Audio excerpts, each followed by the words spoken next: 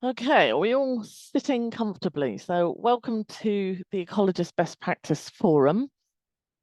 I'm going to be talking to you today mainly about projects that have resulted from a project called the Bats in Churches project. I'm just admitting more people into the back room. Okay, right. Let's move this out of the way.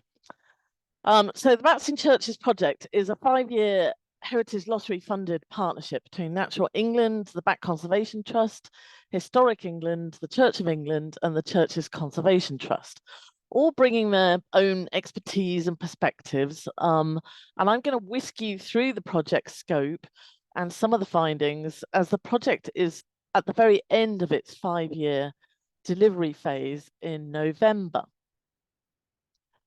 But the history of the project goes back much further than the years of delivery. Surveys 30 years ago, in fact, found that a significant proportion of the pre-16th century churches housed bats. The issues of the presence of bats in churches has basically led to many a headline and campaign groups forming to get bats out of churches, and even bills in Parliament. And I remember that time. While most interactions with bats can be managed with a little give and take, what bats in large numbers means at their worst is, the smell of ammonia from bat urine, the mess of bat droppings, the damage to our incredible heritage and fabric of beautiful church buildings, and the work required by church communities on top of everything else to look after churches as volunteers themselves. So we've been working with around 125-ish churches now across England, offering help and support to church communities worst affected by bats. At least 2 of the churches have been reopened for worship and brought back into regular use by local community, and bat roosts of local and national importance have been maintained in favourable conservation status. We've been working with lots of stakeholders, architects, ecologists, heritage groups, etc. And we've been working to address the conflict between wildlife protection, heritage protection, and the people who care for churches. The partnerships and the listening to each other have all been at the heart of this project from its inception through delivery and continuing into its legacy. And this can be seen in all of its main work areas.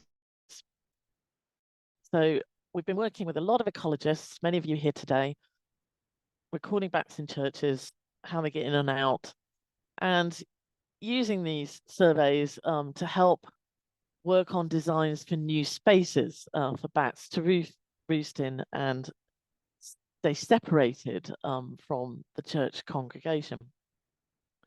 One of the largest work streams of the project has been with the capital works of the project at churches, and our core approach was to develop bat management plans for the over 100 sort of churches that I mentioned, and enact mitigation at a sub-selection of these, bringing together conservators, architects, ecologists, as well as church communities. And this has included some very large-scale works, including new ceilings with bat voids, extensive cleaning of heritage furnishings, and supervision of roof restoration works.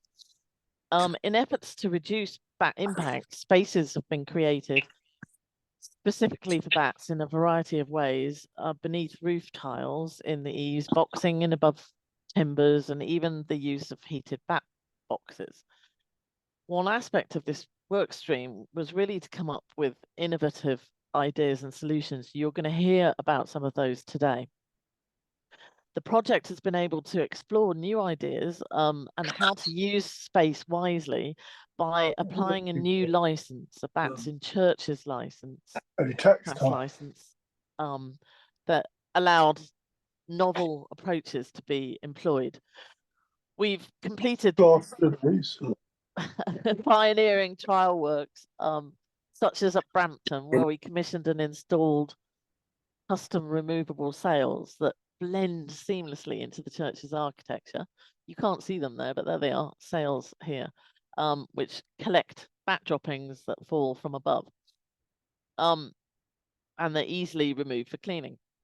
But a huge learning point really for us has been that it's not necessarily the most expensive actions that deliver the greatest benefit. Some very simple and low cost solutions, like the provision of covers to protect pews, have made a big significant difference. So another part of our work stream was engagement, and it's been vital for the project. It wouldn't have been possible without working closely with church communities, some of which have even made bats a living natural asset for their church, drawing in a whole new section of the local community.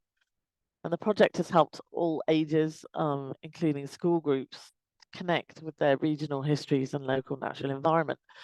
There's been some great engagement activities that we hadn't really thought of when the project was first developed. Some of the team appearing on Songs of Praise, and most recently Countryfile last Sunday. And the help and knowledge and engagement of the back groups in this project has been a real boost at every step and is greatly appreciated. We developed a highly desirable Bats in Churches badge for uniformed groups, and that's been a really useful tool in reaching out to the next generation. As has the authorship and production of a book called The Little Church Bat, you can purchase. But there's many helpful advice leaflets have been developed for engagement and are available online.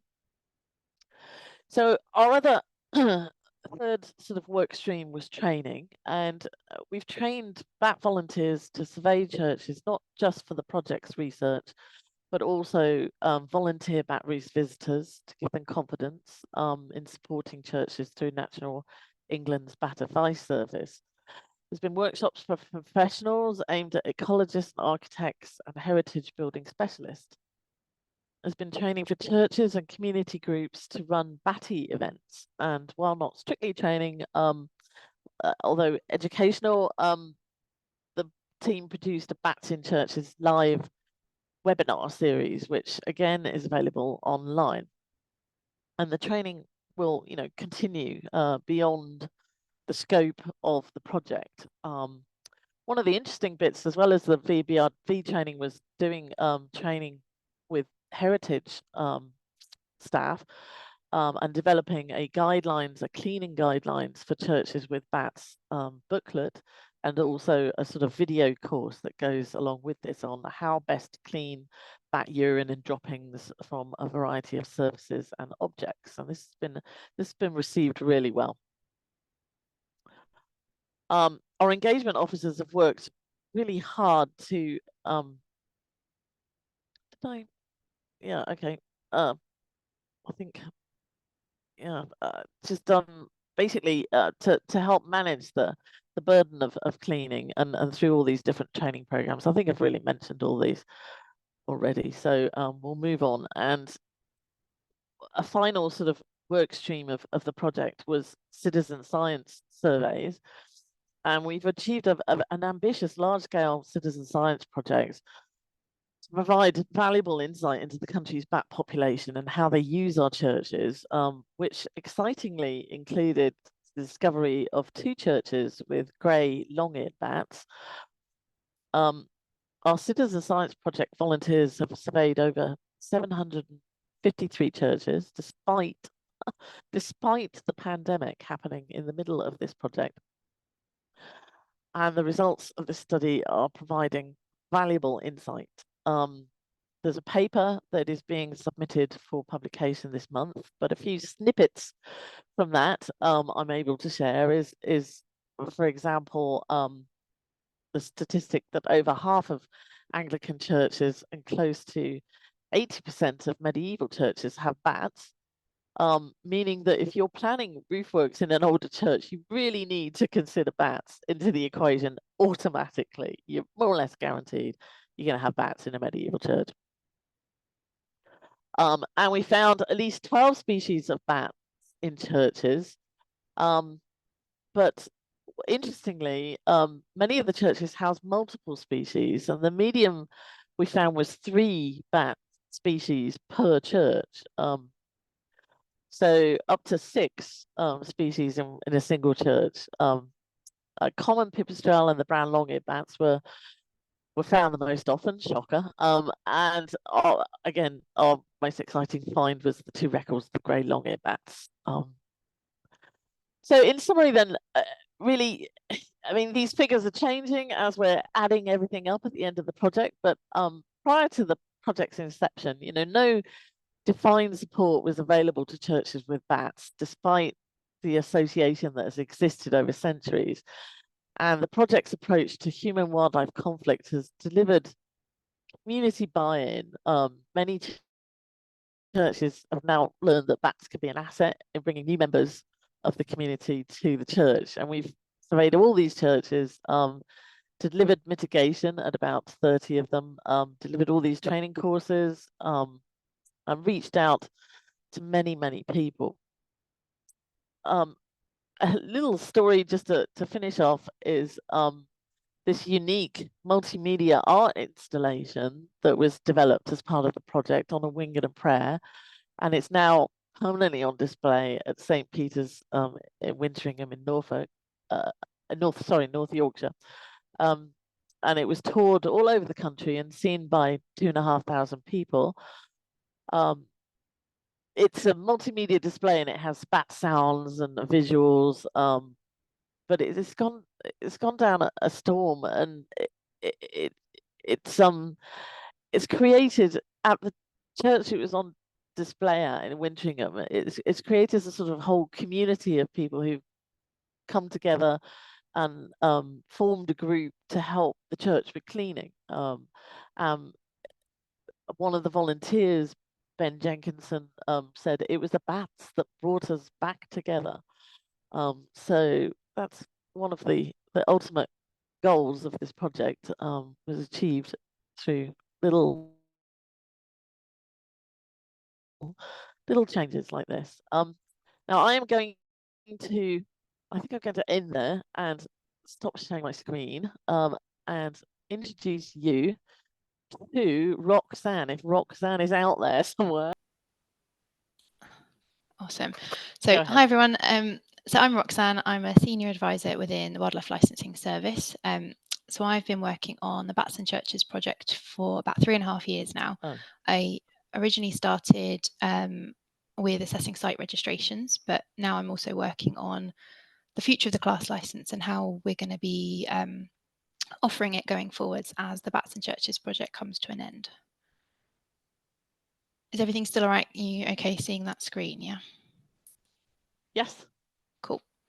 So some of you will be familiar with the BICL, but for those of you who aren't, just want to give a quick summary of the license so far. So as Alison mentioned, it was created as part of a pilot project looking at the use of novel mitigation techniques. So we're going to be hearing about a number of those case studies and the different management techniques that were trialled throughout the forum today. So this is condition 7 of the license. So there are a number of purposes inbuilt into the license that it can be applied under. So including preventing serious damage to property, preserving health and safety, enabling continued use of the building, and undertaking repairs and maintenance. So what it doesn't cover is extending the building or converting it from a church into something else. So the majority of the applications that we've seen so far have involved damage from the bat roosts themselves, mostly coming under preventing serious damage to property, or also the enabling continued appropriate use of the building. So when the cleaning burdens become too much, the church isn't able to be used for services. So those are the majority of the applications that we've seen so far, but there are other purposes that have been built into the license. So there are a few differences between the BICL and a full EPS mitigation license, and I think the survey requirements are probably the main difference. So because this license was designed with high conservation status roosts and high impact works in mind, the need for in-depth survey coverage was built into the license. So this is one of the conditions of the license that you can see on the screen here. So it's a minimum of 4 surveys are needed, 3 dusk and 1 dawn. And we also need that spread throughout the active season. So as you can see, you've got the early period, May to mid-June, mid-June to end of July, and then August to mid-September. The dawn survey needs to be carried out at the early part of the season, but it can take place immediately after the dusk. So that is kind of the main difference with the EPS MIT license, where we need this more in-depth survey coverage. So how the BICL itself is used. So first of all, individuals need to become registered on the license. So to do that, there's 3 parts. So first of all, you need to demonstrate your experience through a written application. So just to show that you've worked on a variety of species, of roost types, of building complexities. You then attend a training course run by Natural England and the Bats and Churches project. And then you'd need to pass the post-course assessment. So each of those 3 parts need to be completed to become registered on the license. But then once you're on the license, you'd then be able to register individual sites to your name using the site registration form that comes with the license. So that form would just cover everything about the project, all the baseline data to date for the site, the outcomes that you want to achieve and how you're going to achieve them. We did build in some flexibility within the license to try and reduce the need for modifications. So the italic text here is condition 25. So we'd only need to see a modification if something significant changed on site that could mean that our overall licensing decision changed. So it was to avoid having to come in for modifications if something small changed on site. So just to build in that bit of flexibility that means you're automatically covered under the license. And then I think another main change between BICL and a full EPS license is the paperwork. So with the full license, you've got the application form, the method statement, the figures, the work schedule. So that's not used under the BICL. So it's just a single site registration form that I mentioned.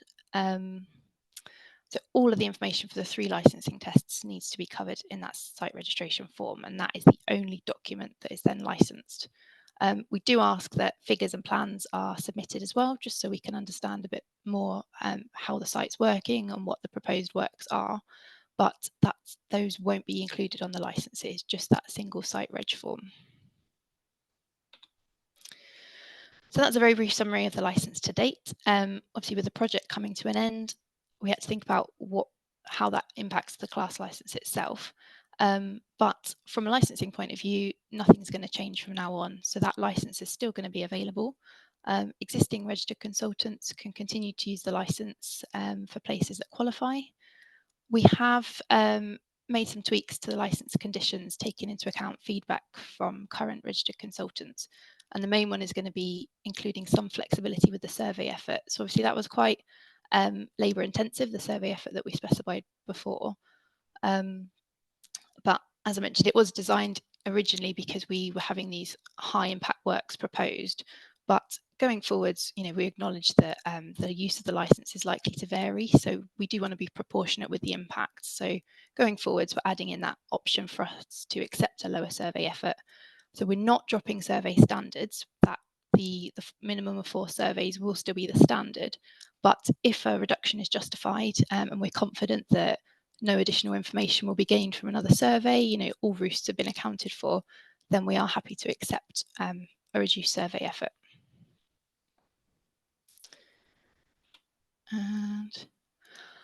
And as I mentioned about the training workshop to become registered on the course, so we are running a training course next week in Brackley, Northamptonshire. We do still have some spaces left, so if anyone's interested, please get in touch with the Bats and Churches mailbox that's on the screen. So the course is going to cover working with roosts in complex buildings. We're going to look at the flexibility that the class license offers compared to the standard EPS MIT license, and also covering good working relationships with church communities, because that's something key for a success of a BICL license. But yeah, so as I mentioned, the Bats and Churches mailbox on the screen, please get in touch if you're interested. We'll send out the registration criteria to you, but if you don't think you meet it exactly, please still let us know if you're keen to attend and we can have a chat. But that is everything from me.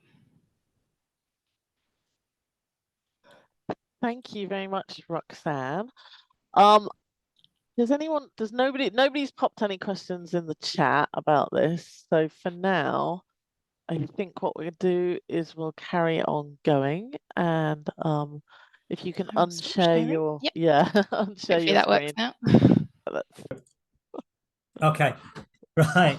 So Right. those of you who've seen me present before will be well aware that I'm about to crash the system. But yeah, as I did at the back conference. So I'm Barry Collins, and I've been working on the Church of All Saints at Tattershall with Ian Nixon since 2017.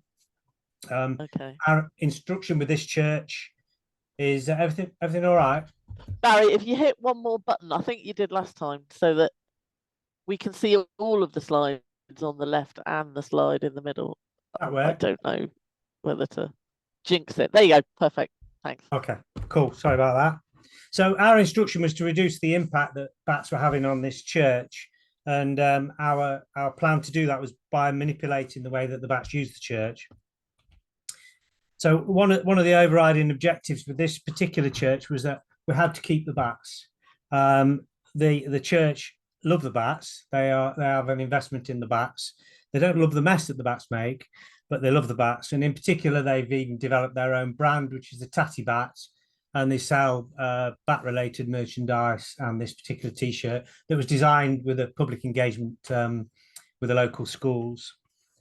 So that was our goal, and it was not only the church's goal to keep the bats, but also myself, and in particular Ian Nixon, who's been working in this church for decades now on conserving the church, and it's very much his church, I think, in a lot of ways. So the problem in this church is that they have a lot of bats. At peak, there's approximately 1,000 bats flying around this church. That includes 800 soprano pipistrelles, known for their pleasant odor, and around 200 Benton's bats. So there's an awful lot of mess in there. So we started out with 3 key objectives, really. We had to try and stop the soprano pipistrelles roosting over the heritage area. This is actually a cafe, but I'll go through each individual objective in a minute. And the South Aisle eating area. So the South Aisle in particular is used by members of the public, and we needed to stop the bats roosting over there and dropping droppings all over tables, chairs, and cooking facilities. 2, we needed to manipulate the bat access points to reduce the key droppings in the key areas, and in particular, again, the south door and the south aisle, which we'll also show you that in a minute. And then the 3rd objective was to retain the chancel as a bat-free area. This is because the chancel is the one area that the church used for all of their services, funerals, weddings, and other social events and worshiping events. So that's what our objectives were. So the South Aisle it's important not only because it's a focal point for visitors from the church as well as the adjacent castle, but this is the place that they serve food, and they also sell merchandise and what have you. And the bats were roosting directly above this area. The droppings were so bad that they created this false roof that you can see in the photograph in the corner, to try and stop the droppings falling into the scones and people getting confused with the currents. And also all the table and chairs you can see there by the south door. So it's quite an important area for the church, and it's used by a lot of people. So we worked predominantly on this objective in the area that's highlighted in a red hatch in the corner of the plan at the top left. And in this area, bats are roosting in various features, cracks and gaps in the timber roof frame, and there's huge droppings falling below. You can see examples on here, but of course, some of these are falling onto chairs and tables and areas. And this is the sort of feature that the bats are using. So it's not quite simple that they're roosting in multiple areas and gaps in the roof frame.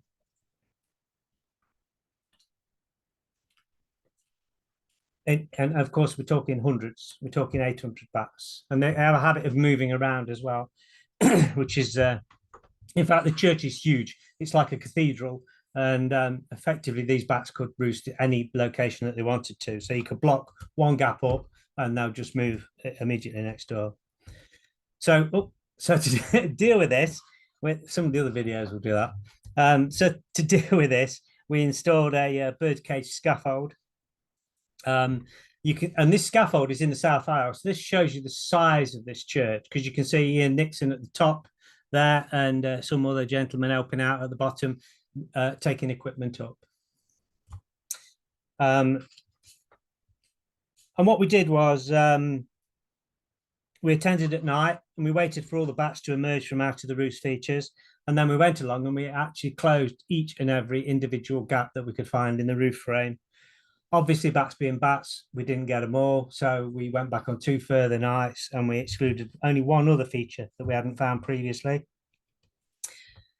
Then we had a joiner come along and he infilled all of these gaps. So if I go back up, you can't see my arrow, can you? But you can see all these little features that are stuffed with, that's actually the lining that they put underneath laminate floors, which was really flexible, but gripped nicely. So it was a feature that we used. And then there's excluding tubes that we've used there that are held on place with masking tape.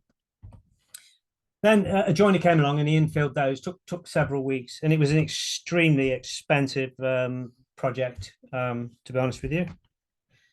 So the results of that were quite significant. So this is the screen that you looked at earlier, behind, well, it's adjacent to the Heritage Centre Reed Cafe. And you can see here the drop-in load in the top left-hand corner before the works, and the one after the works. You'll still see drop-ins because we still have bats, but not in this area at present. Then what you can then also see here is the drop-ins on the roof over the cafe, Reed Heritage Centre. And there's some sort of rule where they're not allowed to have cafes in churches, so they have heritage centres with nice catering facilities. And they were getting huge drop-in loads on there before, juvenile bats, dead bats lying on the top. Not exactly ideal, really, when you're looking to buy some food. And this is it in the bottom right-hand corner before it gets its annual clean. This is the scale of drop-ins that there is there now. And what you can see is a little aggregation there where we think we may have an issue. I'll talk about that later. But it's a huge improvement in this area compared to what it was before. So now we've effectively removed all the opportunities for bats to roost above the catering areas, but we still needed to manipulate the bat access points in this church to try and move the burden of bats queuing to get out. Oh, crikey. I'm sorry. My phone ran. So this shows you just the level of impact that there is. So this particular side shows you on the left-hand side the south door, and in front of it we have members of the public, babies eating, drinking, and there's the catering area behind. So that door that you see to the left, that had about 400 soprano pipistrelles swarming at it every night before they went out. You'll see some images of that later. And this is, well, now actually, and this is the south door. So what the option that we did here was we actually closed off the south door with this foam that you can see on the photograph on the right-hand side. And then once we'd seen that that was successful, it was permanently closed with timber. We got a joiner again to infill that. And this gives you an idea. This is a really old Sony camcorder. This is probably cost you about 50 quid off eBay, and a security floodlight. But it gives you an idea of the number of bats. For some reason, I haven't saved any of my videos from the mod with using the modern equipment. So this is actually the west door, but this is the same number of bats that would be coming out of the south door and were flying over those tables and chairs, and generally not doing a lot of good. And this is what it looks like now. So this is this year when I went in and took a snapshot, and you can see there are still droppings in there, but there's much less and it's much easier to clean. And you can see it's an area that you would actually probably like to go and eat in. So the project has been really successful in this instance. Now, of course, preventing the bats using the south door means that we need an alternative access for the bats to get out of. And this is where we thought we would be clever and we would move them to window accesses well away from the main public areas. It's a huge church with transepts, and we could move them to the south transept, for example, where not many people go, and the bats could go in and out of there and not bother anybody. We wouldn't have any queuing at the doors and the drop-in load and the droppings all over the doors, which is a huge issue at this particular church. The doors themselves are of great historic interest. So we thought we'd be clever and move them to those. And we kind of thought this was going to work because there was already a window missing out the north transept, which you can see by the yellow arrow. This had fell out in the weather. And we had about 30 bats flying out of this window when we first started monitoring it. And then the numbers dropped to next to nothing. And we couldn't quite figure out why. And I think this is getting quite famous, this video now. So when we were doing the night monitoring, again, this is an old Sony camcorder, not a modern Canon XA. I've got some images with those later for you. As you can see, there's a bat flying out the window, and in pops this gentleman or lady. Now, this particular predator was perching here, choosing its meal for the evening. There's a good few hundred bats of varying plumpness flying around in front of it, even has a good look at us to see what we're up to before it chooses its meal and then flies in to eat.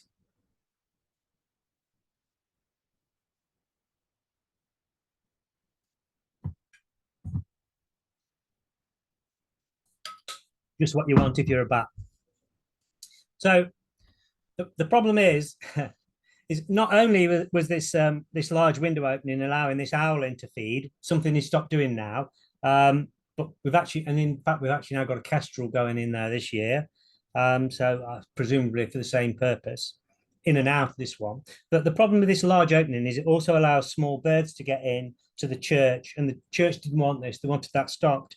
So our brief was to install a small enough bat roost feature that allowed bats but didn't allow birds, and that's shown in the bottom left-hand corner of your screen at the moment. Now, over the years, I've got many examples where bats have found their way into churches using a gap in windows like this. So I felt it was quite successful, but it would be quite successful. But this is a huge church. It's absolutely huge. And this is a really small feature. And it's placed in the south transept, an area that's not really used a lot by bats. And so they haven't used it. So this particular element of the project to move the bats to an alternative access hasn't worked. And in fact, what's happened is the bats are moved to the north porch, which we'll talk about in short, the north door, which we'll talk about shortly. So if we'd had more time and budget, we actually then started to move towards an alternative option, and we were looking at automatic window openers. So we were going to make one of the window frames, one of the large windows by the north door or the west door, a large opening that we could open with one of these devices.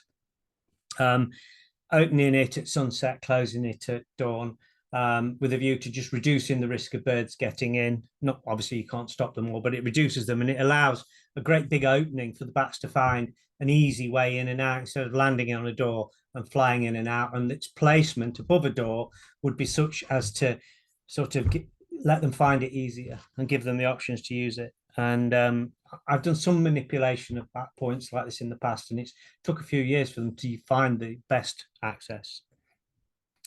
But anyway, we've run out of money and we've run out of time, unfortunately. That's one of the sad things about the project, really, is how long it takes to do some of these issues. So moving along to objective 3. So from the church's point of view, this is an extremely important area, the chancel.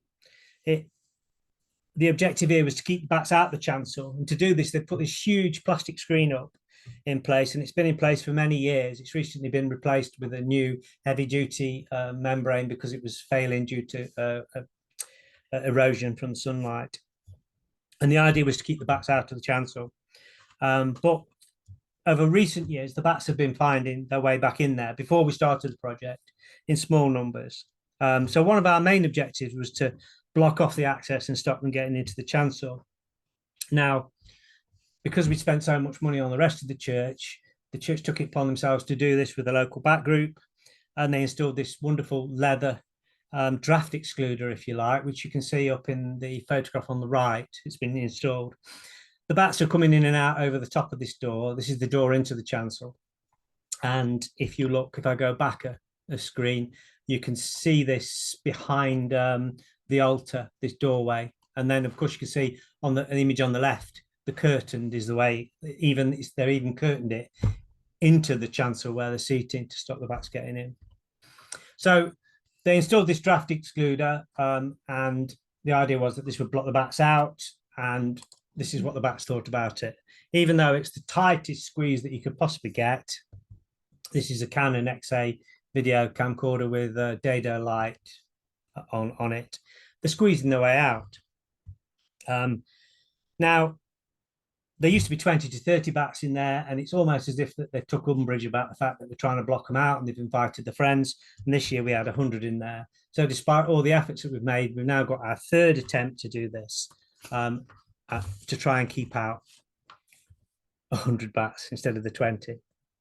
So, and this is really annoying because the bats don't need this chancel. This is a massive church with loads of bat roost features. You could not count them. There's so many, with thousands and thousands of potential bat roost features in the timber work of this church, but they've determined to live in the aisle, in the chancel.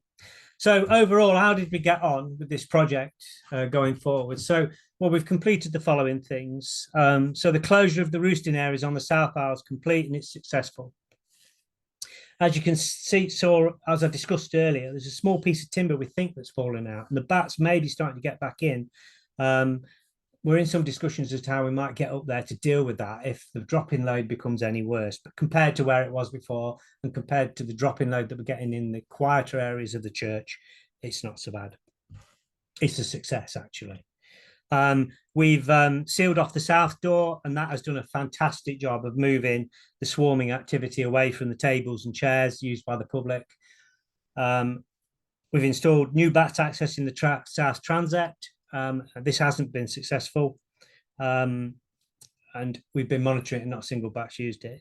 We've installed the bat excluder to the doorway in the chancel, and we're now on our third attempt to get them to stop squeezing in there.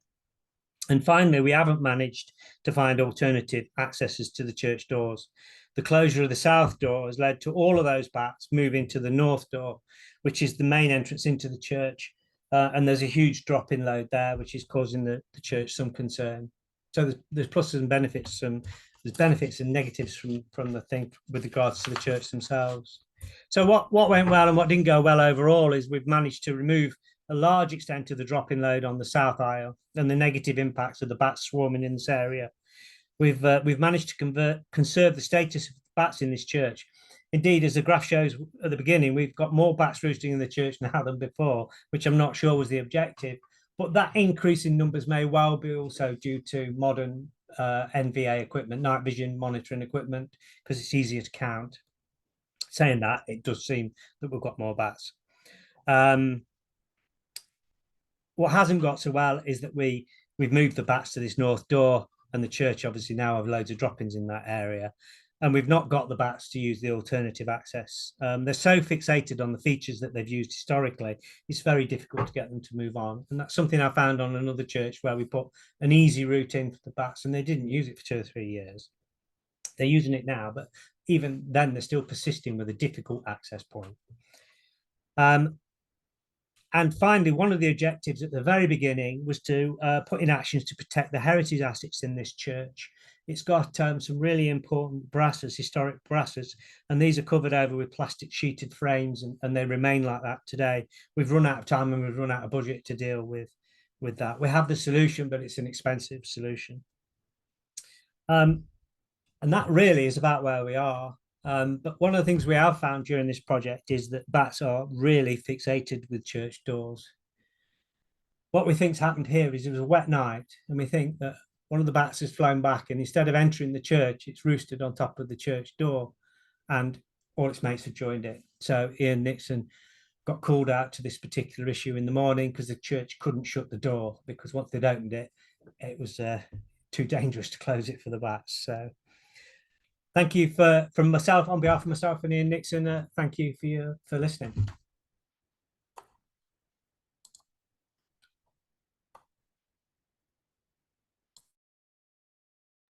Thank you, Barry.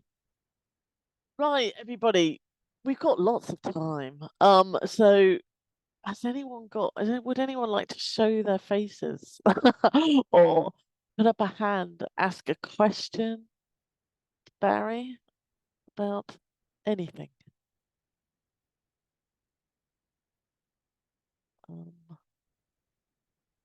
I can't see anyone. Oh, yes, Hannah. Hi, can you hear me okay? Yes, I can, yes. Great. Sorry, I haven't used headphones before.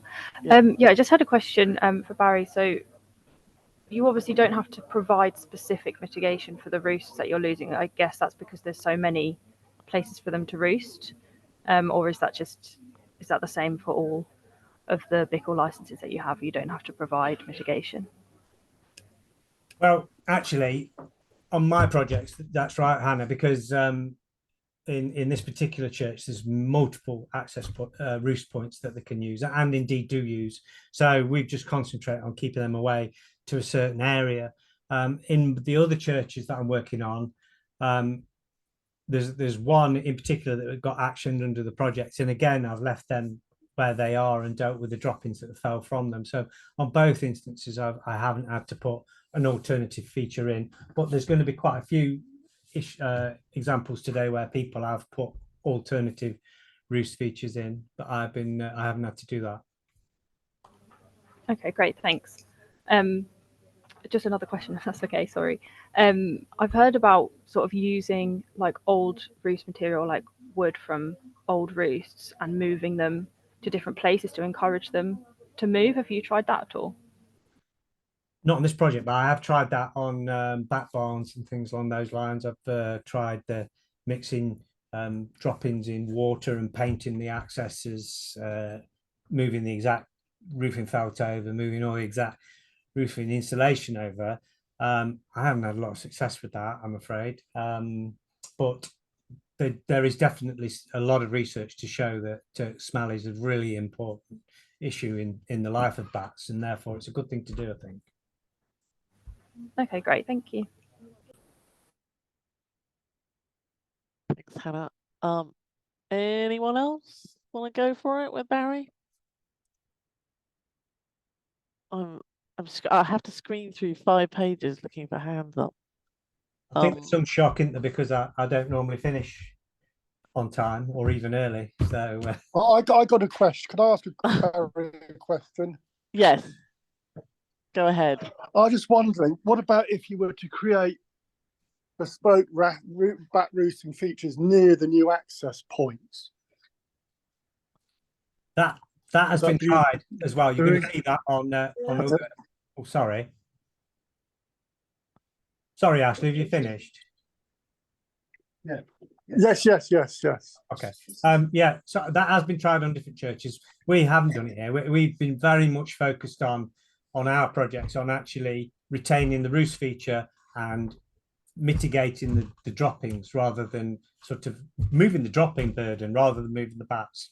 But there are examples again that you're going to hear about in a bit where people have done that commonly. But no, I'm afraid I don't have experience with that. Cool. Cheers. Thanks for that. Yeah. Cheers. Thank you.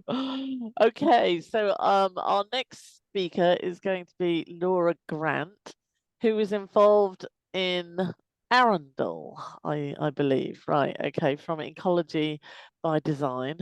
Laura, would you like to have a go at sharing your screen and see if there we go. All right, okay, can you see what you need to there? Absolutely, yes, thank Brilliant. you, fine. Let me just move this. Perfect. So yeah, thank you for inviting me to talk today. So we've worked on 3 of the Bats in Churches projects, and we're going to be focusing on Arundel Church and briefly touching on Clothall as well. Whilst we led the projects, we used Merrill Gelling as the Bats in Churches licence holder. So full disclosure, I did prepare and give this talk back in February 2022. So apologies if you've already seen it. It will be exactly the same. So Arundel Church or St Nicholas Parish Church is a Grade 1 listed building about 35 metres long and 20 metres wide, located in North Arundel between the castle and the cathedral. The church adjoins Fitzallen Chapel to the east, and the grounds of Arundel Castle are immediately north, and the town of Arundel surrounds the church to the east and south. In the wider landscape, there are fantastic habitats for bats, with the Wildfowl and Wetland Trust Arundel site being 0.6 kilometres northeast and the River Arun being 0.3 kilometres south.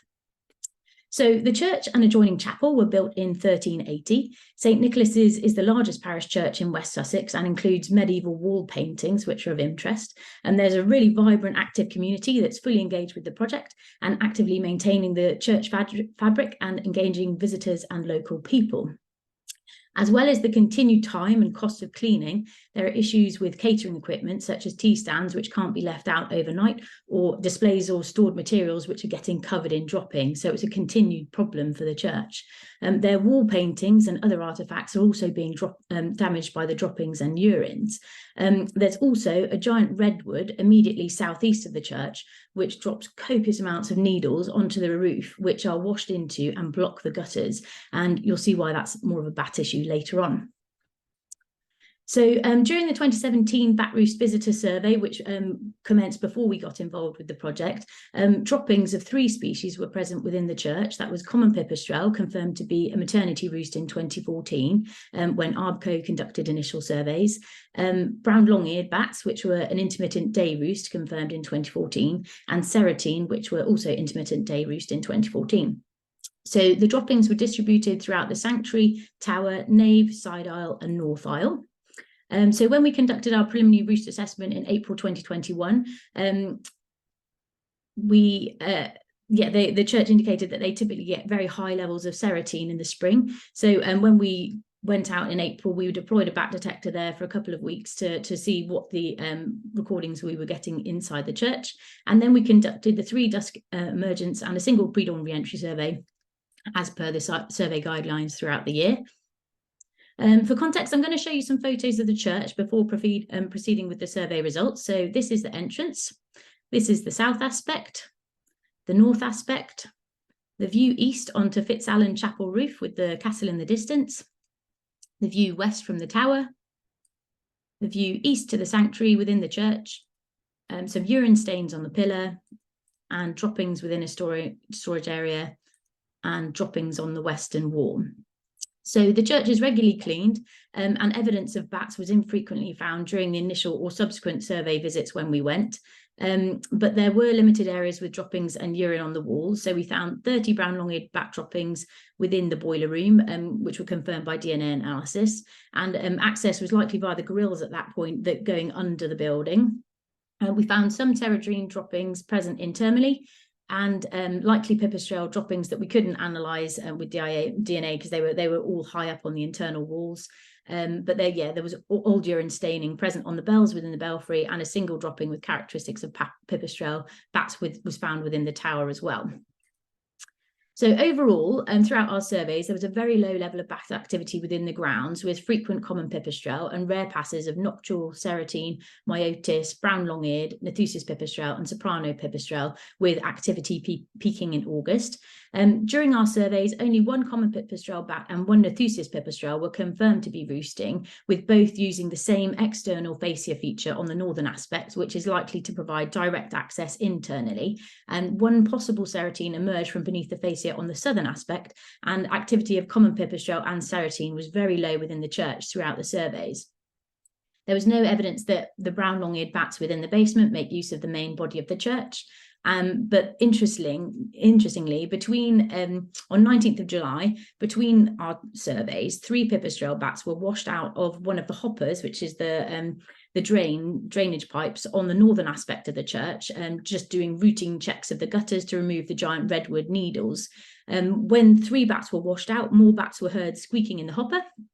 So we're confident at least 5 bats must have been roosting within the feature at that time. But as I say, none of them were observed on the preceding or the following survey visit.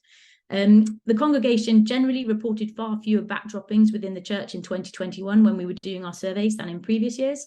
It's therefore considered likely that the findings of the survey are not representative of the historical use of the church, which was previously higher, with no confirmed roost in 2021 internally, and a peak of 5 common pipistrelle externally, 1 Nethusis pipistrelle, and 1 likely serotine, and then obviously the hibernating brown long-eared in the basement. So whilst the community was less impacted by bat droppings in 2021, in consultation with the PCC and architects, we identified 6 solutions which we could implement to reduce the incidence of bat activity within the church and or reduce impacts of bats on the congregation in future years. So these were concentrated around features A to F. So there were the fascias on the northern aspect, which we could remove in sections with the intention of creating enclosed features for roosting bats between the rafters in order to maintain ventilation.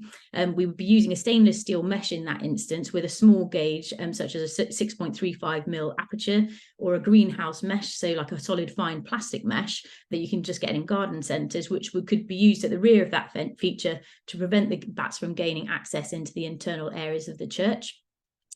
So should modification of the south faces be successful, those on the northern aspect would be modified in the same way when funds allow, and modification of the northern faces is the most critical, given those are where the likely internal access points are for bats into the church.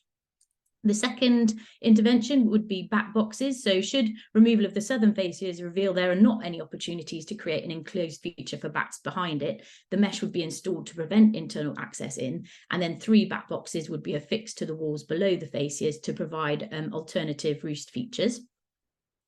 Thirdly, modification of the downpipes is a critical thing, which will enable the easier cleaning of the hoppers and downpipes to reduce the likelihood of water ingress into the church. And by rodding the downpipes from the bottom, it will also be easier and safer for the maintenance teams. And bats will also be less likely to be killed, injured or disturbed, given the northwestern hopper is one of those known roost locations. We could also take a landscape approach. The head gardener of Arundel Castle is exploring the potential to install bat boxes on the southern wall of the castle grounds, which is the northern wall of the church boundary. So there we're considering roost provision at the landscape scale, essentially to attract bats away from the church. Fourthly, there's education, or fifthly. Education. So the church is looking to share information concerning the heritage and ecology of the church and grounds with visitors. This would be via an electronic tablet device with the aim of educating the community about bats and their value so that perceptions about bats can be changed. And then finally, there's use of hygienic covers. So when the church holds events, the tables which are installed outside the kitchen area are not able to be left out overnight because of urine and feces being deposited by bats overnight. So we identified that a retractable awning could be installed to cover the tables when required, and it would be easy to remove and reinstate and wouldn't, do what was necessary, and it would be visually very unobtrusive. So over a decade, approximately £1 million has been spent on reduction of water ingress into the church, with that being one of the biggest problems they've had to face. About 33% of this figure has been raised locally via personal donations, work of a friends group and support from the Sussex Historic Churches Trust. Lottery funding has also provided the bulk of the funds via 3 specific projects focusing on the tower, vestry, roof and north aisle. So our surveys have informed the forthcoming works and identified financial and time savings that can be made by the church. The next project that they intend to do involves installation of a new south aisle roof. It was previously thought that this work would need to be sensitively timed and potentially conducted under a bat licence, given the historical survey findings of roofs in those zones. However, we've demonstrated that a precautionary method of work is acceptable, as we haven't had any evidence that bats are roosting within that zone in recent years. So in that instance, cement will be removed from the walls and replaced with a lime mortar whilst the roof covers are in place to help deal with the rainwater that is currently getting trapped behind the cement, causing damp and damaging the internal plaster. We've not seen any bats using features of the walls for roosting, therefore there are absolutely no constraints to these works, which they weren't aware of previously.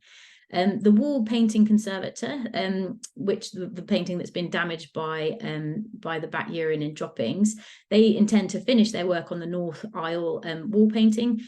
However, we have identified that it's not worth doing that until we've resolved the issues with bats entering the church, because there's no way, no acceptable measures that we could do to protect that feature whilst it's in situ. So essentially, we are going to time the restoration to take place after the exclusion works have taken place so that we can ensure the protection of that feature. Modification of the north aisle downpipe will need to be conducted under licence, and we will support the church with that once they've secured the funding to do so. And there are no constraints whatsoever to the west window repair, which is another item that they need to do in the near future to protect its interest. So the second church I'll briefly touch upon is Clothall, or St Mary the Virgin Church, which is a very different beast in terms of its size and its setting and our survey findings. So this church is 18 kilometres northeast of Luton. It's a small sort of 22 by 12 metre church with a thriving local community who were very engaged with the back talk and walk we provided. It is only a very small community, so this was quite a good turnout by all accounts. So in this instance, droppings were present at several points within the church, with key locations being the walls in the northwestern and the southwestern corners of the nave, several pews within the nave, the walls in the northeastern and southeastern corners of the chancel, and the walls on the western and southeastern aspect of the Lady Chapel. DNA analysis of the droppings here confirmed we had common pipistrelle, brown long-eared and serotine. There were a peak count of 28 common pipistrelle, 1 myotis and 1 myotis or brown long-eared in June. No serotine were actually observed during our emergent surveys, but a small cluster of droppings appeared internally between the July and August survey visits. There were multiple external roost locations, which are the green dots on the plan there. And sorry, I've lost my place. Yeah, so and then the majority of droppings within the church are actually just from bats flying around within it rather than roosting. So actually low numbers of roosting bats were recorded internally, with a peak count of 1 common pipistrelle, 1 serotine, 1 brown long-eared and 1 myotis. So very different from what we initially thought was going to be the case. So as a result of excluding bats from the church, we would result in the loss of individual roosts of relatively low conservation significance, which isn't immediately apparent when you see the distribution of droppings within the church. So the 2 primary external features are on the southern and eastern aspects, as indicated by these red circles. And high numbers of droppings are on internal walls corresponding with these features. So you can just see all the pipistrelle droppings on the walls there.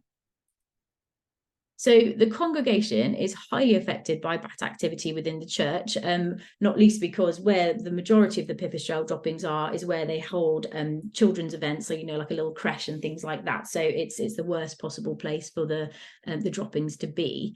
So exclusion solutions have been designed in accordance with the Bats in Churches principles, and these are to minimise impacts on the historical appearance and internal aesthetics of the church, ensure breathability, ventilation, use of traditional materials, minimising visibility of the intervention, using appropriate materials, and considering reversibility of the solution. So in this instance, as this was the primary access point, we felt that a boxed eave would be a really appropriate solution to capture the bats essentially and prevent them from gaining access to the church at that point. So here we were going to design it so that bats would be excluded from the eaves on the southern aspect of the Lady Chapel, and all gaps providing access into the roof structure would be blocked permanently. It would take the form of a wooden plank extending from the tip of the eave to the wall, creating an enclosed space in which bats can roost into. And then internally, several wooden planks, wooden blocks would be incorporated to create multiple crevices of different sizes, a bit like a giant Kent box, really, Kent bat box, to provide a variety of roosting chambers. And the feature here would be suitable for use by all of the species recorded within the church.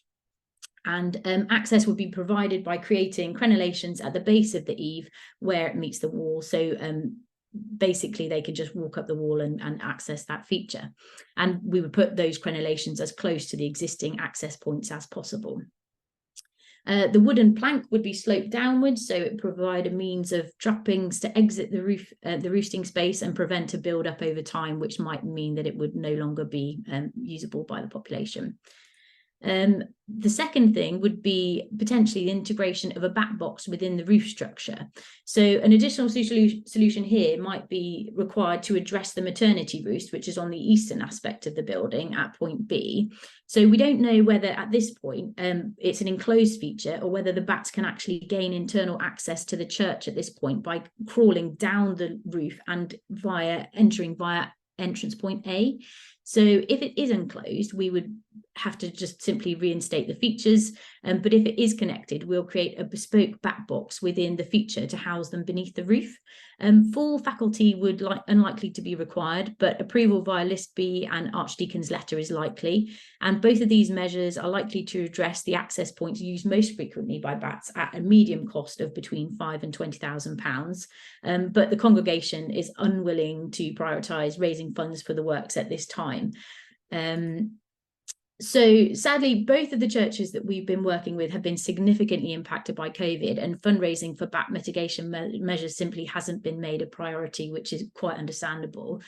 However, we have found in both communities, the projects have enabled us to understand how the churches are being used by the local bat populations, engage the church communities, and identify appropriate solutions to reduce conflicts, which has been a real blessing for them in understanding what they can do when funding allows. So we're really delighted to have been involved with the projects and look forward to seeing what opportunities arise in the future. Thank you for listening. Thank you very much, Laura. Mm-hmm. Now, I am sure there must be some question. And we just had a question from James directly for Laura, actually, about how bats were using the hopper. Can you explain a little bit more about how they were getting in or out there? Honestly, it's a bit of a mystery. So essentially, we can only assume that they were going down into the hopper and then crawling up, because the hopper was sort of capped with a grill to try and prevent, like a chicken wire grill, to try and prevent the needles from falling in. But essentially, it was a very large hopper, and yeah, we can only assume that they were getting in, and then literally in the big bit at the top before the downpipe came in, they must have just been roosting there and then crawling out of it at night to emerge. Yeah, it was quite mysterious. We never got the chance to see them in it, and it was sort of 2 stories high, so it wasn't safe to inspect. But yeah, quite a mystery. Okay, I don't see any other questions. So Diana, yes, if you want to carry on going with the thread that is the Dawn surveys, is that? I'm muted now. If there was anyone who wanted to say something about that in the main discussion, I know it's largely been in the chat at the moment. It would be interesting to share for anyone who's not seen it. Jan, did you want to say something? I know a lot of the questions have come to you. I don't want to put you on the spot there. I can see you, so maybe. No, that's fine, because it was me that brought it up, really, because I'd spotted that the, I was just thinking about the standard survey requirements for the licence, and just pointing out the change in the, we had an interim guidance note in May last year, and then the new guidelines that we've just published around dawn surveys and limitations for presence absence. But I think we've covered it in the chat in recognising that dawn surveys still have value in particular circumstances. And I think we've got very large buildings and it's tricky to find exit points and that kind of thing. It sounds like people are using dawn surveys to great effect. It was just that use for presence absence is more questionable. But yeah, I think we kind of covered it in the chat, really, unless anybody wants to kind of speak up about it more. It's like I say, I just recognised that it was in the standard survey requirements, that's all. Don't know if anybody else wants to come in. Go ahead, don't wait for me, because I can't see you all. So if you...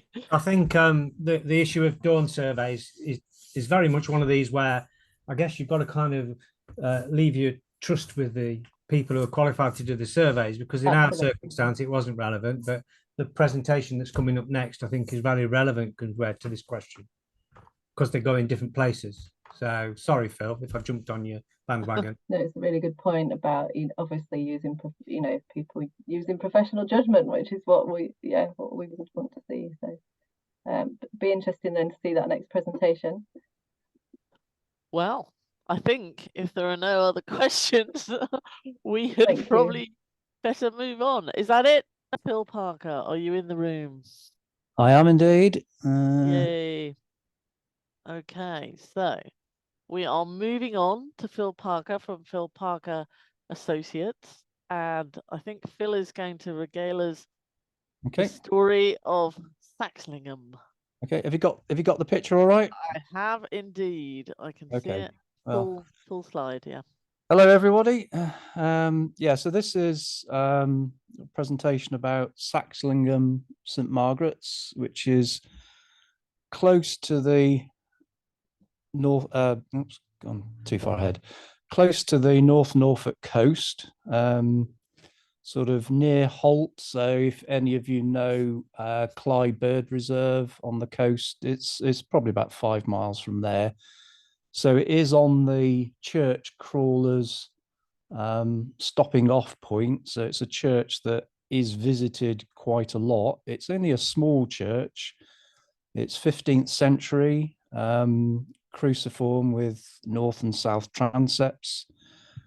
And it was heavily restored in the 19th century, the roof, etc. All the roofs are covered in lead. And like many churches in Norfolk and probably other parts of the country, they have suffered lead thefts in recent years. We've been involved with the church, as most of the churches that we're working on as part of the project. We were involved with them pre the project, so we've known these churches for some time.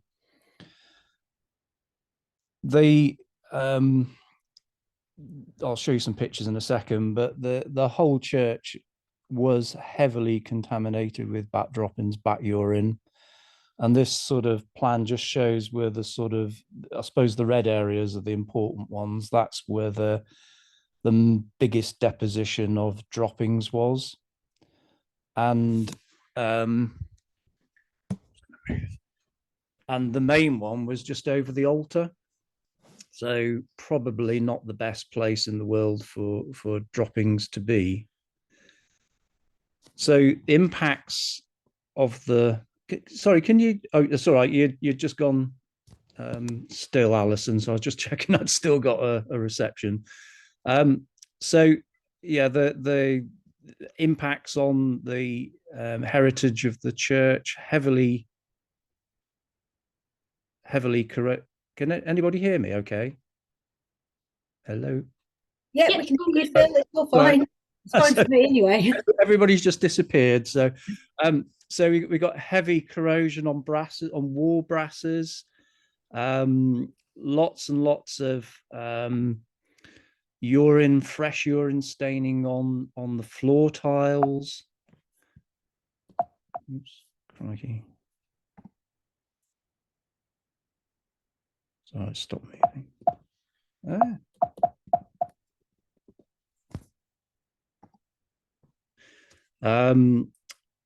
There were brasses on the floor that, even though they're covered over with plastic, were heavily corroded.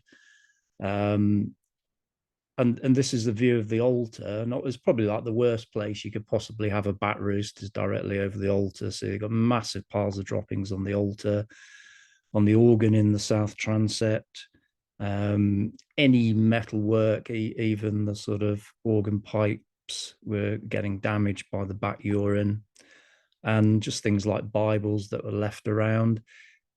Even though they cleaned the church, it just gave this impression of being very uncared for, which is unfortunate. And because it's a small church and there's so many bats in there, I mean, we're famous for sleeping in churches overnight, and this will come on to these dawn surveys in a minute, but it's the only church I've never slept in. You literally would need to wear a hat when you're in there, or have an umbrella, because you just get absolutely showered with urine and droppings. So this prior to putting in the site registration, we did some surveys, and typically this was even prior to the project, we were getting sort of 100 to 120 natras in the church, and smaller numbers of common pipistrelles, soprano pipistrelles, and long-eareds. But in 2020, we actually peaked on one evening at one morning at 172 natras. So that made it the second largest natras population in the county, in Norfolk. And this first view just shows typically what was happening for a lot of the night. The bats are roosting over the window at the far end. That's where the altar is, and they're sort of coming out, the natterers just flying around, and you can see them disappearing into the south transept. The north that's to the right, the north transept is to the left. That's taken with infrared cameras, Canon infrared cameras, and additional lighting. But the next two are taken with a guide track thermal imaging camera. So this is sort of showing the natterers flying around in a similar way inside the chancel. But then this is in the morning. And this is again with the thermal imaging camera, and this is the bats swarming round their entry point. And this will now show you why the dawn surveys, particularly on this church, were important. So this plan here is showing the roost sites that we identified in green and the access points that we identified in red. And you can see there's a lot of access points in and out of the church. So that's the roost over the altar. And that was the roost that they used for the majority of the summer. Later on in the year, the bats, so I suppose quite typical with natterers, would move down and roost near the tower. So it was a secondary roost site. Their access point, so when leaving the church in the evening, the majority, so we're talking 3/4 of the bats, would leave via the south transept, and their main exit was A1 with smaller numbers, A2, A11, A7. But in the morning, 3/4 of the bats came back through the north transept. The main access being A5 with smaller numbers through the other access points. And we've found this on quite a few churches with natterers roosts we've worked on, that their exit points from the church are very different to their access points into the church in the morning. And that could be sort of in relation, I mean, certainly there's a lot more tree cover around the south transept, so that allows them to leave perhaps earlier than they could out of the north. And then in the morning, when it's still dark, it's less important for them. And then just looking how these work on the outside. So A1 is the main exit from the south transept. A5 is the main entry into the north transept. And then the other main entry point was A6. So we've got bats leaving largely from different locations to which they're returning. Now, even though it's not a particularly tall church and you can reach things from long ladders, because of the positioning of the pews, etc., it didn't make sort of checking where gaps were at the eaves easy. So we actually utilized the drone. This is the contractor's drone.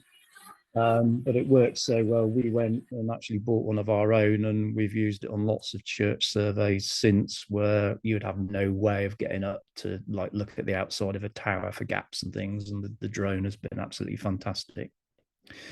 So having done all those surveys, we came up with a bat management plan that was submitted as part of the BICL license. And I suppose the mitigation sort of took three forms, really. One was work to the north transept, then the silence chamber, and then we did bat boxes. I'll show you these now.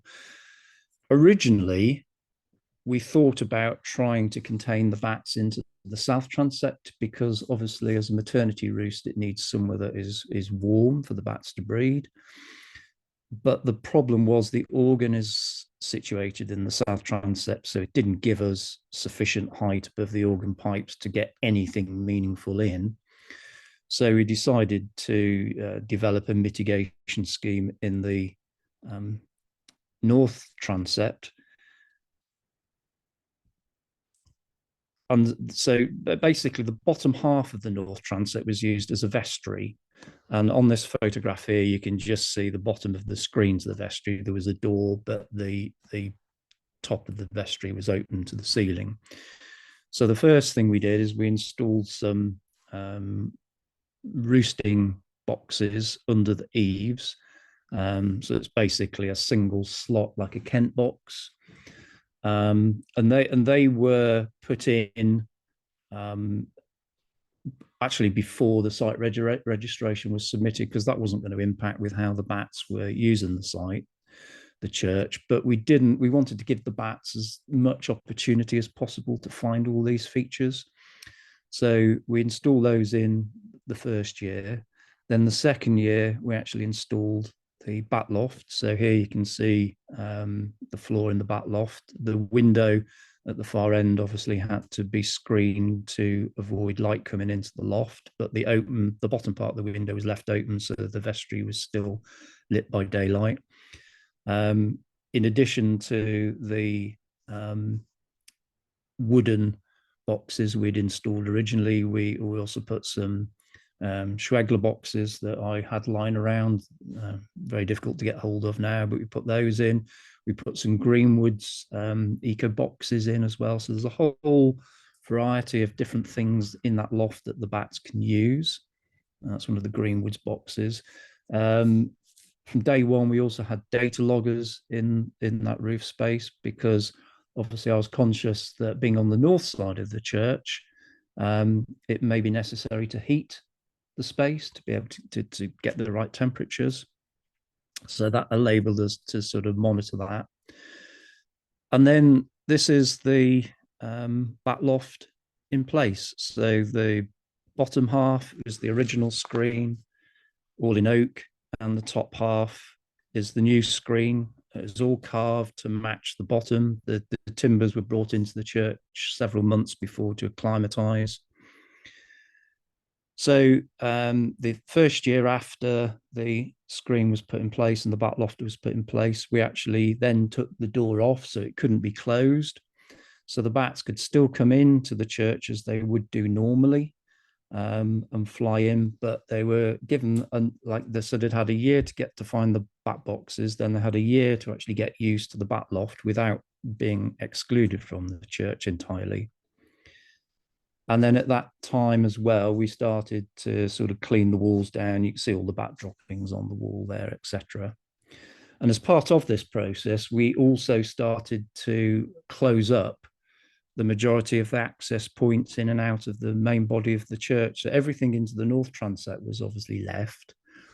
But by this point now, the only exit point we had from the church was A1, which was that exit in the south transept, which was their main exit in. So in terms of the heating, these were taken in September, these photographs, but it's a lead roof. It's quite close to the level of the nave roof. There's not a lot of difference. And we were finding that all the way through the day, the sun was shining on at least half of the roof. And we had data loggers at both ends, at the north and south end, and it was easily achieving the kind of temperatures, 28, 30 degrees that we felt we would need for the bat loft. So we were confident that we could actually create the bat loft and not require any additional heating, and that's proven to be the case. We've used technology to be able to monitor how the bat loft is working. In the church, we've got a static detector in there full time, so we can see the comings and goings of the bats, but we've used cameras. So this is a standard CCTV unit, and we've got a whole series of different types of bird box cameras in there, where this unit enables me to just go on any day, and immediately each of these lines is for each camera, and the bars are showing when the activity has been taking place. So you can see that the bottom one there is the camera it's that camera there, looking directly into the loft, and then we've got ones into the boxes, so we can see exactly when the bats have been moving in the bat loft, which is quite useful. It means you haven't got to wade through hours and hours of video. We also did work to the silence chamber. The door to the silence chamber had been off for decades, so that was rehung and sealed around so the bats couldn't if they started using it, they weren't able to get down into the main body of the church. We blacked out all of the windows and built a bat access slot at the bottom of that window. And again, we install heated, disease and reptile mats, heated bat slots into the silence chamber. So it's giving the bats another option of features to use. And then the third thing we did was we put up some external bat boxes. This is the church warden's property next door to the church, beautiful lake. And this is where a lot of the bats are going out feeding around anyway. So we put some bat boxes up on the trees in his garden, and they, pipistrels were using those almost within a couple of weeks of them going up. And we also installed a multi-chambered back box on the south side of the chancel. And again, that has been used by small numbers of pipistrels the first year that was up. So it's just giving the bats as many opportunities as possible. And then this is the monitoring that that's taken place over the years, and you'll see that there's a lot more visits taking place. These are just the peak counts per month, but some months we've actually done more visits than one. I just get a bit obsessive with going and surveying churches, so we're doing more than is necessary, but it's actually really, really interesting information. And this is showing how the peak numbers have sort of varied over the years. So the line that's just gone in there, that was before the bat loft was put in place. And then that's the bat loft in place when it was left open. So the bats were still coming back into the church. So if you take away that sort of almost anomalous count of 172, you can see the numbers have sort of stayed fairly static. The numbers have held up well. You can see, however, that so for instance, just here, that was last year, the numbers dropped to 1 bat, and that coincided with when we had some very excessive temperatures, and we found that the temperatures in the bat loft were getting to about 35 degrees at that time, and the same has happened again this year. So we're now, although it's working really well, the bats are breeding and they're using the bat loft to breed. There is this concern that in hot weather, and this obviously could get worse and worse as years go on, the temperatures can get too hot. So at the moment, we're just about to install some ventilation that will switch on once it hits a certain temperature to actually draw some air through and reduce the temperature in there. But the other thing is, last year and this year, towards the end of the season, so all the way through up until probably the end of July, we've had no natras in the church at all. And then suddenly, end of July, beginning of August, we're starting to find natras getting back into the body of the church. Last year, we found out that this was the exit point on the northwest corner of the nave. And we found out that they'd managed to find a way around the exclusion, which meant they were going in, that's where we'd excluded, and they were getting in behind this beam, crawling along at the back of the beam. This is the tower staircase here. And they were crawling behind there and then getting in behind the exclusion we put in from the inside and getting in and out that way. So I was trying to avoid excluding from the outside because those features could have been used by bats roosting externally. But we've now had to sort of exclude that. So that worked fine. The bats were out again. And then again this year, we started to get bats coming back into the church in August. And when we did some survey, we found another 3 places that they've been getting in that we'd never recorded them using before. And this is a sort of an ongoing theme with these, well, particularly Norfolk churches. They're just like a colander, and every hole you block up, bats are tenacious little things, and they'll find another way in if they can. Engagement's been really important at Saxlingham. Even though it's a small congregation, we've tried to sort of engage with people all the way through. Diana kindly did these wonderful posters. We've had these up at all the churches, just explaining what's been happening. The Wing and a Prayer, Alison mentioned that exhibition, so that came to the church for a couple of weeks, which was absolutely amazing, and I think had quite a few visitors. And we combined that with a sort of launch event, bat nights. There weren't many bats to see at that time. There weren't any, because I think it was like March, so it was a bit early. But locals from other churches came, and through that we've got contacts at other churches as well, which was fantastic. But one thing that having posters up in the church, and it is noticeable in the visitors, but people have commented how nice it is to see all this happening.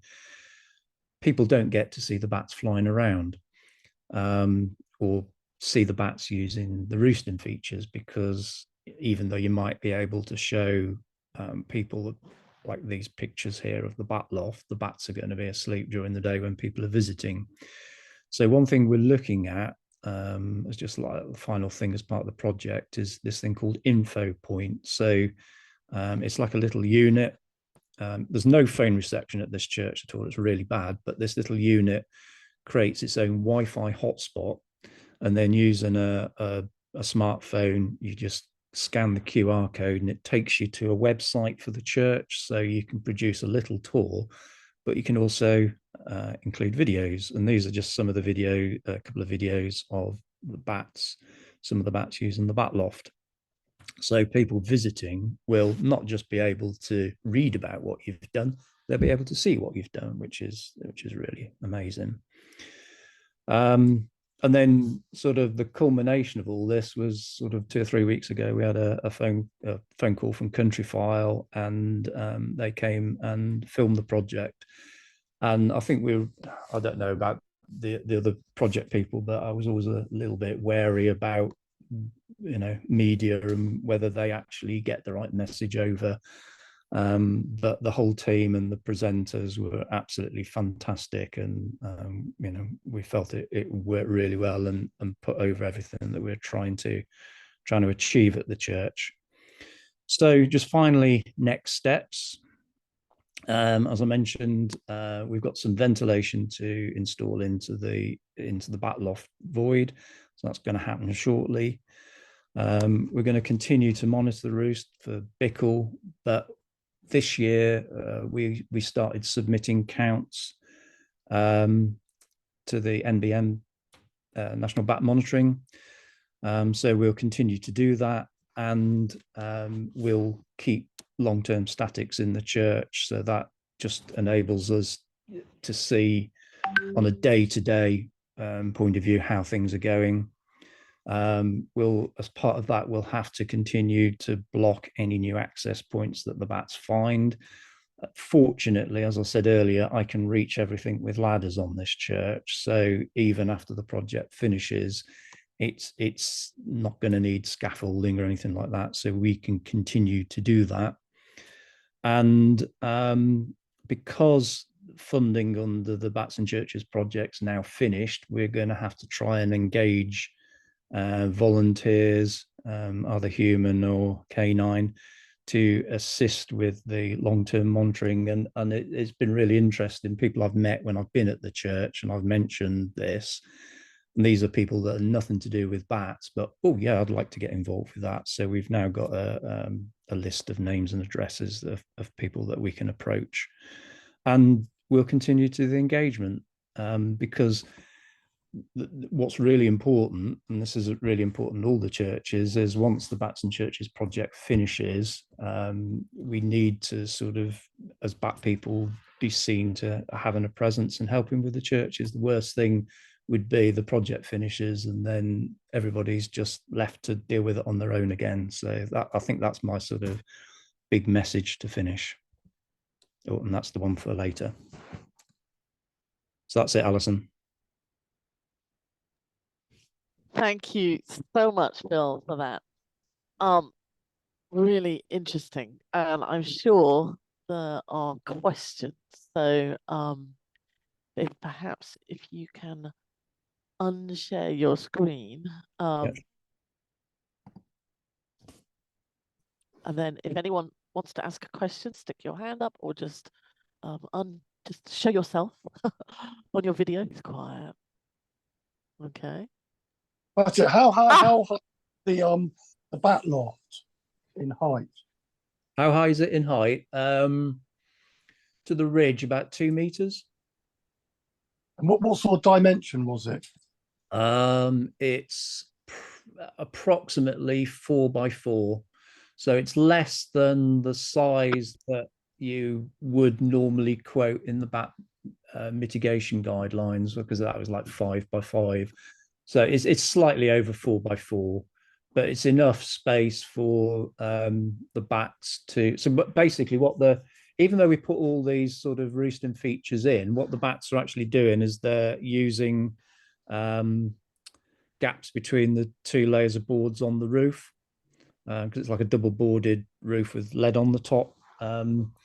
And then what they do is they come into the loft to sort of fly around before they emerge. So effectively, they're using the back loft in the same way as they were using the main body of the church, and they seem quite happy to do that as well. It seems to be just enough space for them to sort of be able to fly around and actually, use it functionally. So, What was the ventilation? Are you using like those vents you use in toilets, like that suck the air out that come on at a predetermined temperature? Then no, the architects come up with something that's sort of it's quite. I don't know exactly the details of it. It's sort of like a passive thing, so it's not necessarily going to have like electric fans and stuff like that. Something that they've just got to get the air moving within there.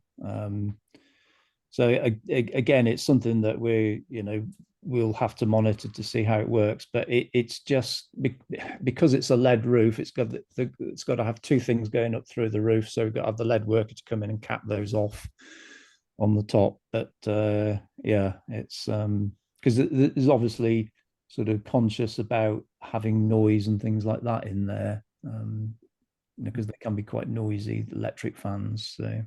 But he's come up with something he thinks will work. So, okay, Phil, there's a few questions in the chat here. So Liz Walsh asked, do you consider the persistence of the natterers accessing the body of the church late summer, autumn might suggest the importance of the space for swarming, I think is what it says.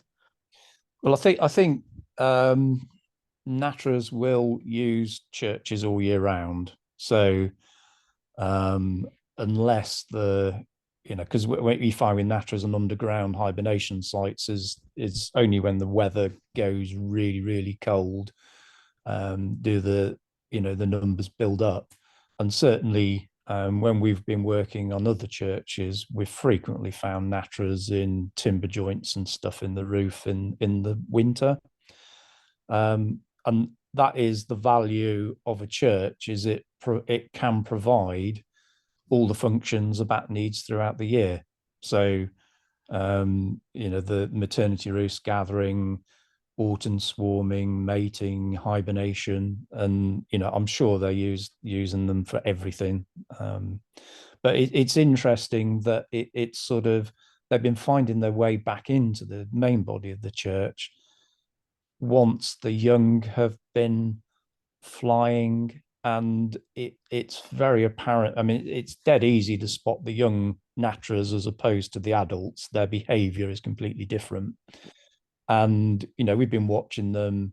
The adults have all gone out feeding. The young will emerge and they just land on the walls. They're crawling up the walls. They're going into gaps, which you don't ever see the adults do. And I'm sure what's happening is they're investigating. They're suddenly finding something that the other bats haven't known about. Then one gets in and then suddenly they're all in. So obviously they're very good at communicating with each other. But okay. it's a process of attrition trying to block it out. It really is. And okay, so this is Thornham Church. again on the Norfolk coast, sort of probably about 5 miles to the east of Hunstanton, right on the edge of the marshes. Quite a windswept place at times, and it's sort of a much bigger church than Saxlingham. And it's sort of quite interesting because if you look, the tower is actually quite squat and looks out of proportion to the rest of the church. And the story is that when they were building the tower, it was the same time as the Great Fire of London. And after that had happened, there was a big call for builders from all over the country, and they were offering more money than the builders in Norfolk could get. So they all scuttled off down to London, and they capped the tower at the point they'd got to. So that's why it looks a little bit squat. But it's a large church, nave, chancel, aisles, and there's sort of a vestry with the organ on the north side of the chancel. And surveys, so again, it's a church I've been involved with probably going back to about 2011, I think the first time I went there. That was as a VBRV, so quite a long time ago. Large soprano pipistrel maternity roost, and they roost sort of, they move between the ridge, and then so in the peak of the summer they're roosting along the ridge,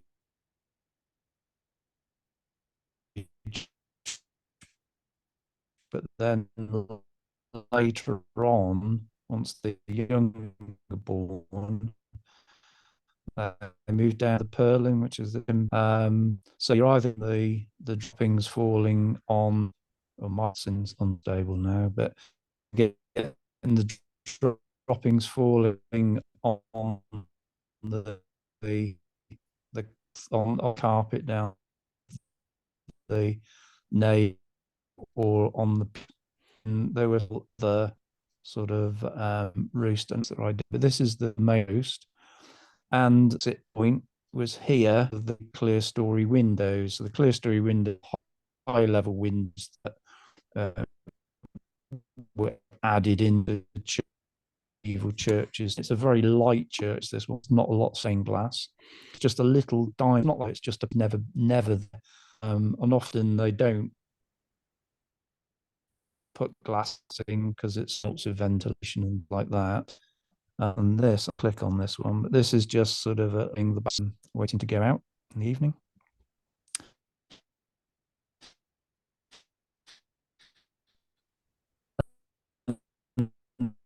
I'm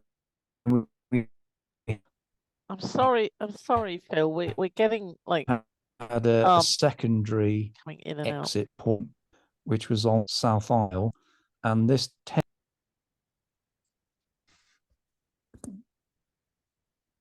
occasionally, sorry, you're drifting in and out, but there's not much I can do.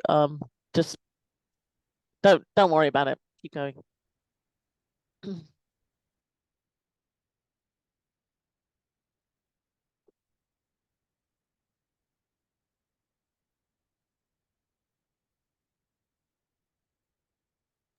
Sorry, I must have jinxed it. You've completely stopped now.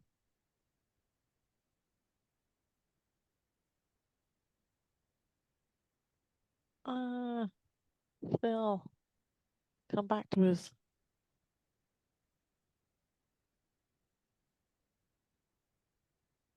Can you hear me, Phil, at all? Just message you.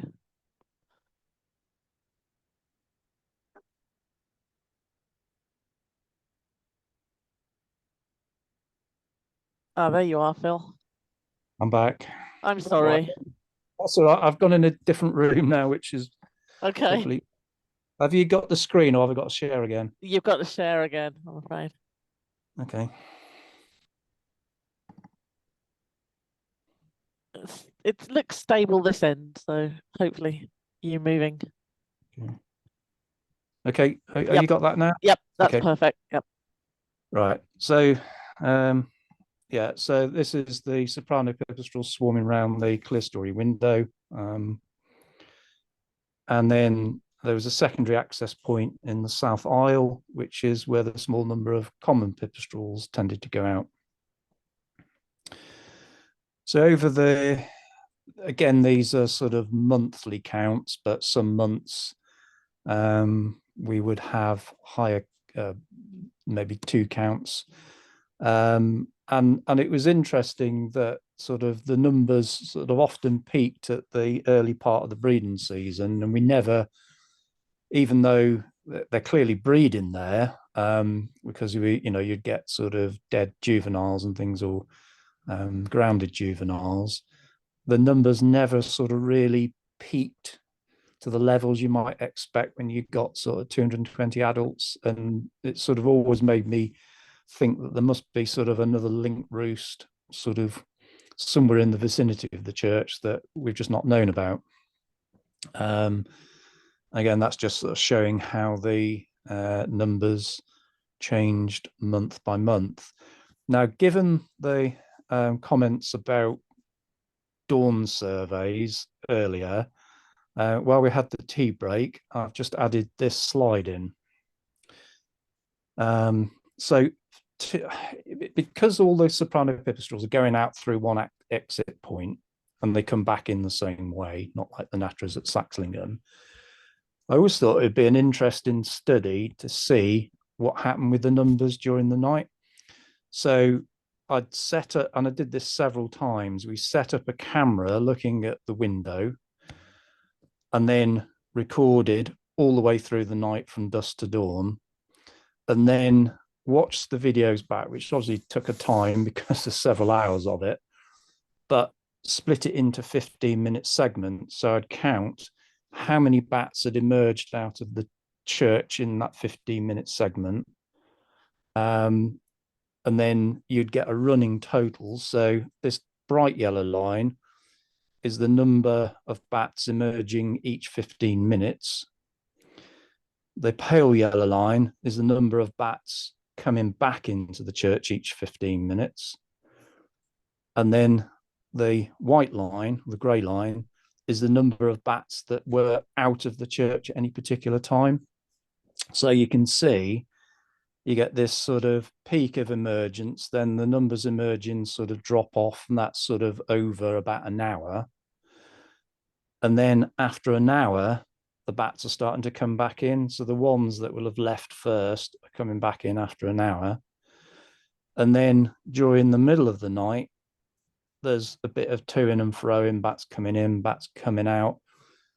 But it was meaning that all the way through the night, there was sort of a bit over 100 bats. So like almost half the roost was out of the church at any time. But then you get a little spike of bats going out just before dawn. And then obviously you get a big input in at that time as well. So if you went and did a dawn survey trying to get numbers, you're not going to get anywhere near the numbers that you were getting at dusk going out. And we've tried this 4 times now, I think it is, at the church, and it's pretty much mirrored that every time, apart from when we did it in September one year, and all the bats went out at dusk. They came back at within an hour, so probably within an hour and a half they were all back. They never left the church again, so there wasn't any activity at dawn. So if you'd have gone and done a dawn survey, that was like the 5th of September, you would have said there was no bats there when there were over 100 bats there. And I think that's just because obviously at that time of year, the length of the night is a lot longer and they don't need to spend as much time feeding. So just thought that was interesting to add in. So impacts of the bats, again, damage to organ pipes. Anything that's metal gets corroded by bat droppings, droppings on the carpet. So they would have these thin plastic sheets over the carpet in the pews. And this is a church, unlike many churches in Norfolk, where they're down to like a service every 4, 5, 6 weeks. They have a service at least once a week here. So it's a well-used church. So a big cleaning burden on the church wardens, and you get sort of big collections of droppings on pews. And obviously when you're finding dead bats, it's not particularly nice for people as well.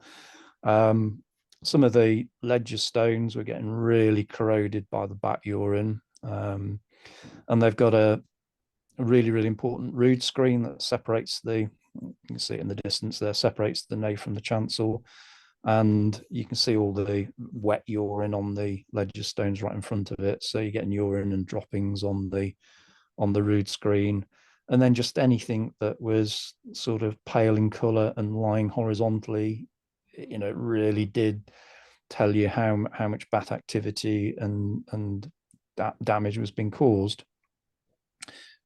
So our management works, principally the main thing we came up with was to build a heated bat box over the clear story window. It's always, in my experience, it's a lot easier to encourage bats to use something if you can try and keep their access point the same. They're much less tolerant of accesses changing as opposed to roost sites. So we decided that we'd try and build something over the window. Initially, we were looking to build it on the inside, but that meant that if we ever had to carry out any maintenance works to it, because the clear story is so high, we'd need scaffolding tower. So with the suggestion of the architect, we built it onto the outside. It isn't actually really visible from anywhere.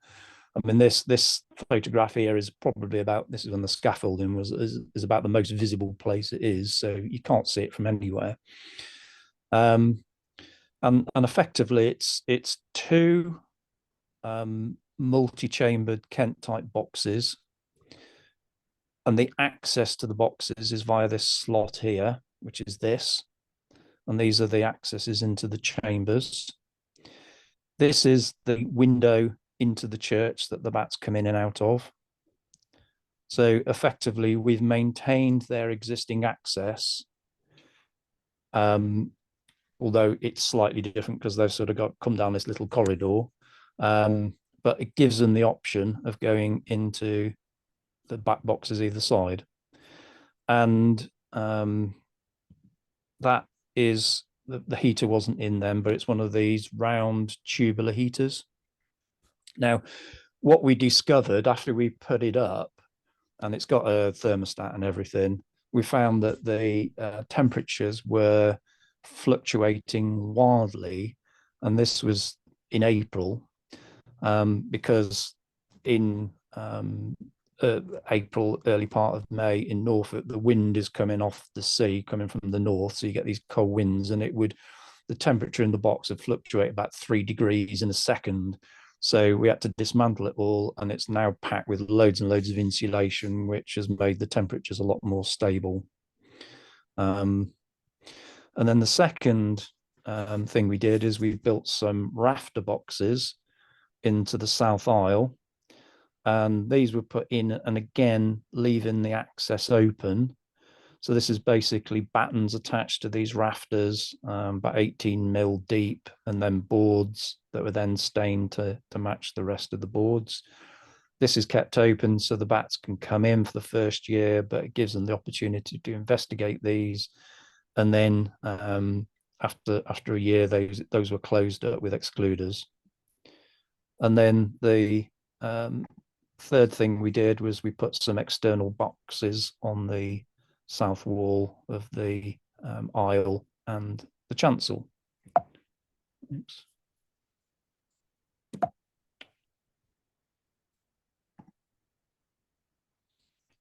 So, as with Saxlingham, we've heavily invested in cameras. These are all bird box cameras. These are little green feathers cameras that go into bird boxes, so you can see what the birds are doing. And we've got several in the heated box. This one here is looking at this is looking into the church, so that's the window they come out of.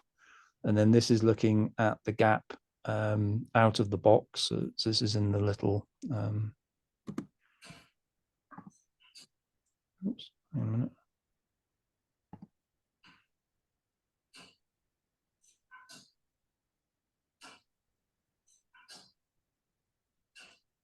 It's not,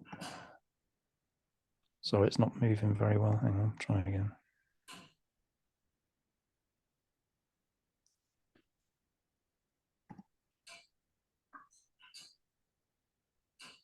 No, the video is not, so I'll just have to go over that. But they move around on the video anyway. For some reason, it's not playing. So so we've got cameras in the eaves boxes. We've got cameras in the heated boxes. Basically the control center for all these cameras is in a locked cupboard. So and this is the route for the cables that actually take the power for the heater and the cable in for the cameras. Obviously, that was all installed by an electrician. You can see the height of the windows. So the benefit of having it on the outside is we can easily get to the box if we need to do any maintenance, and it's got a flap at the bottom that we can open to clear droppings out. I've got cameras also looking in the bottom of the box, so we can see if it gets too many droppings in there. So it's easy to maintain. We have it's thermostatically controlled, and when we were investigating thermostats, we were finding that they only came with like a 1 or 2 meter sensor at the maximum, which clearly for this situation wasn't suitable. So these were Haberstat, and I contacted them, and they very kindly adapted one of their thermostats to put a 30 meter sensor on it, and made it so that the sensor can be detached from the unit. So if anything goes wrong with the unit, which is much more likely than the sensor failing, we just detach it and just replace the unit. Otherwise, you'd have to unclip all the cabling and etc. etc. So, and they basically almost did that for free for us, just because the lady that ran the company was interested in bats. So that was really, really nice of them. And that thermostat has a built-in logger. It only logs for the day, and we have got data loggers in the boxes as well. But you can see on here we've been sort of maintaining a temperature of about 28 degrees. This is what it's set at in the box, which has worked really well. And then in the church as well, as with Saxlingham, and in fact we've done this on all the churches. We've got anabats in every church, and we just leave those there for the whole summer, and just every time I'm passing, I'll change the batteries, download the data, and it just gives me an indication of what's happening in the church. But what's also useful is when you do the surveys and the anabats are running, I can look at the amount of registrations we're getting on the anabat and almost correlate that to the levels of activity that we're seeing, and that is quite helpful as well to give you this sort of day-to-day monitoring when otherwise you're not there. Some of the issues with the bat cameras are, and it's not running particularly well, but that's not great when a bat actually sits right in front of the camera. And we have also found that the cameras, even though you play around with the sensitivity, spiders will set them off. So I've now got them set so they just run. They're not running all day. They're set at certain times, so they're just hopefully picking up less problematic behavior. It is always useful when to see what people think of bats in a church to look in the visitors book. And here we got one search for the bats but couldn't see them. And lovely church, so glad you are been accommodating with the bats. So it's nice to sort of get some nice comments in the visitors book. couple of years, or this is pre-lockdown, they have the village fete in the church every year. So we went and put a little display on and talked to lots of people. And that turned out to be extremely valuable, because when we did the bat night the following week, we had 154 people turned up, and they had to find extra chairs and things like that, which was quite incredible. We do regular events at most of these churches. People were fascinated, sort of watching the bats come out, and lots of engagement stuff for the kids as well. So it is like a multifaceted approach to how you're dealing with the management. Again, Diana put together a really wonderful poster for us, and this is Helen and Calvin, who are 2 local volunteers, and they come along on a lot of the church surveys now, which is really fantastic. And as I said, at Saxlingham, we're hoping to get other volunteers and maybe from the back group involved in future events and monitoring. So how's it all gone? Not as we'd hoped, unfortunately, at the moment. Even though the first year, which was 2022, when the heated box was up, the bats could still access through it. The box went up before the maternity roost had returned to the church, so it was mid-April. So we surveyed before. I think we had 1 soprano pipistrelle in the church when we did the survey. The box went up, and the maternity roost didn't come back. We were getting up to, over the course of the summer, we had about 8 soprano pipistrelles, and they were quite happily going through the box. After about 2 weeks, they were using it quite happily. None of them were using the heated part of the box. They were just using it for access, but the maternity roost didn't return. And I went out a couple of mornings last year to see if I could find where the roost was, because I suspect it is just moved somewhere locally. But we couldn't find it, and we tried again this year. But numbers this year have started to pick up a little bit, and it's actually, since I did this table last time I looked, the numbers have gone up again, and we're starting to get multiple bats using the heated box now. So the plan had been, last year we were going to give it a year and then seal the window up, but with the agreement of the church and Bats and Churches project, we kept the window open, because I just wanted to give the bats the maximum opportunity to find the roost and start using it. And because it now looks like things are moving in the right direction, the church have agreed to keep the window open again. They're sort of almost upset that the bats aren't there, which is quite interesting, given the amount of work they had to do to keep on top of them. But we know, as I said earlier, we know that it can take a number of years for bats to become used to the new roosts and access points. So it's work in progress, but it's encouraging what's happening this year. So next steps: maintain the access through the heated box and monitor for another year before closing. As with Saxlingham, we're going to set up an info point in the church to inform visitors about the bats and the management work.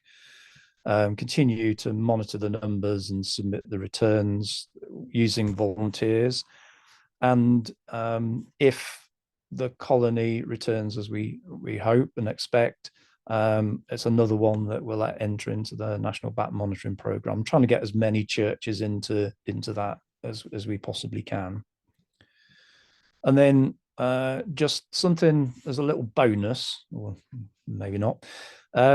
This is a church, Wiganall St Mary. So this is one of the sort of Fenland churches. There's a whole group of huge churches around the edge of the Fens, south of Kings Lynn. And this is a redundant church, which is looked after by the Churches Conservation Trust. I don't know when these obnoxious tiles were put on the roof, but I seem to remember Prince Charles or King Charles describing it when he visited as a carbuncle at the time. So it looks a bit weird on the outside, but inside it is the most magnificent building you can imagine. Amazing medieval roofs. It's got medieval, some of the best benches, pew ends in the whole country. 600-year-old font. It's just absolutely incredible inside. This is the lectern. This is an eagle lectern, and you can see damage that the bats are causing to it through the urine. There's just droppings absolutely everywhere on tables. The ledger stones are heavily damaged by the urine, and consequently you get things written in the visitors book. I don't know if you can read that, but it says, "What an appalling state." And there are quite a number of comments in the book, because it's a church that probably gets cleaned once a year. So it's open all the time, people visiting. It doesn't really give the bats a very good sort of reputation.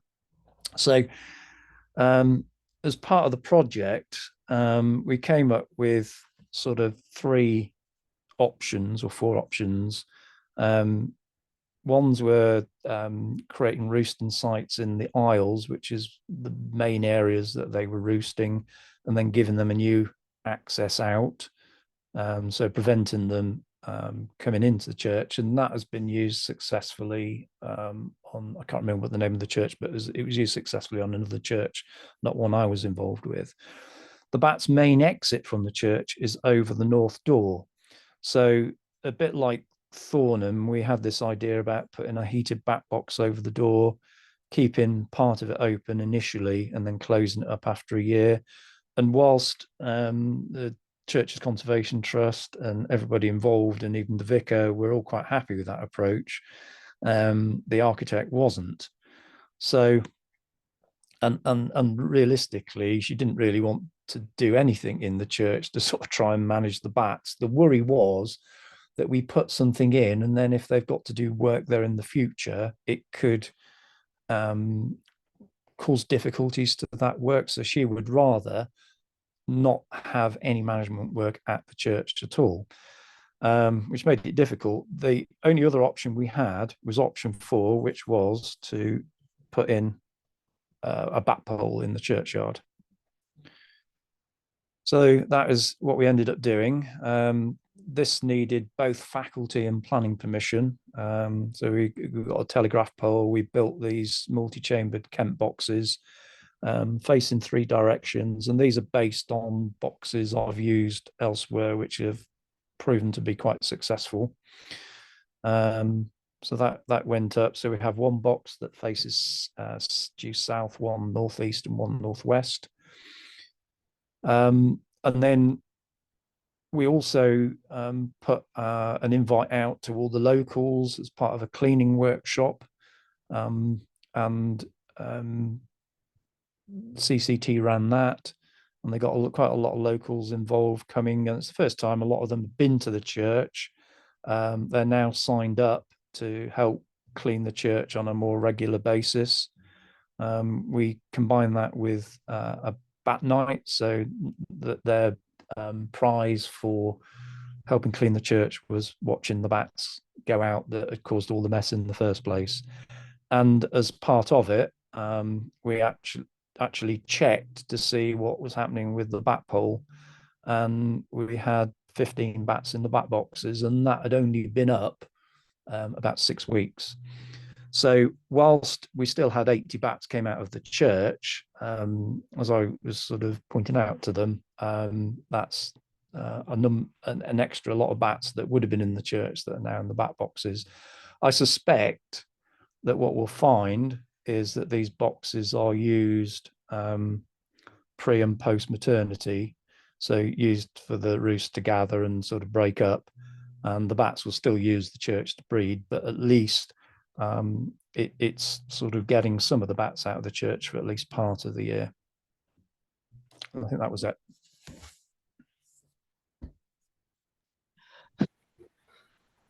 Right.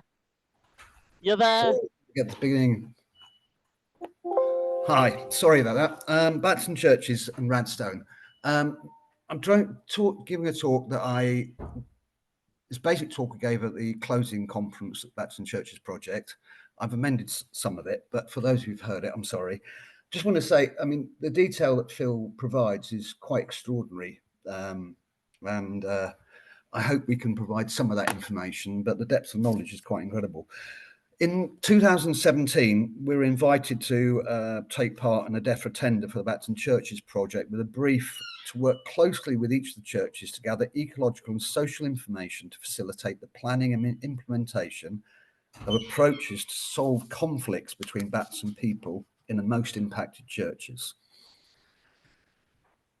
As you can see in the top left, Radstone was incredibly badly impacted. It had been closed for 2 years and no service had been had. It was facing a prospect of being deconsecrated. And when we were preparing before we prepared the tender submission, I have to say, speaking to colleagues, we did actually doubt whether we could actually do anything about resolving the problem between Batson churches at the building. It was that bad.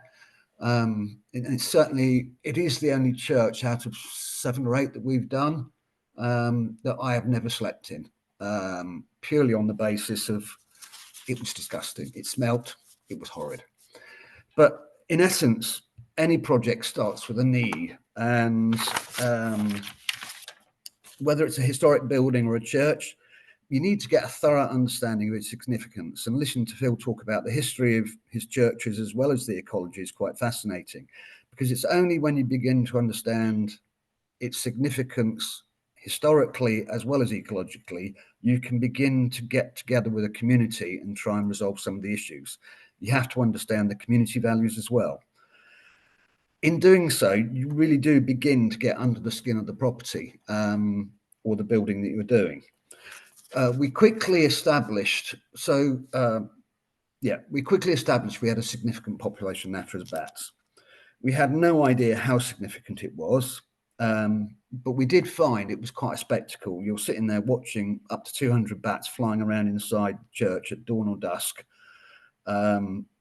worthy of, I think, any David Attenborough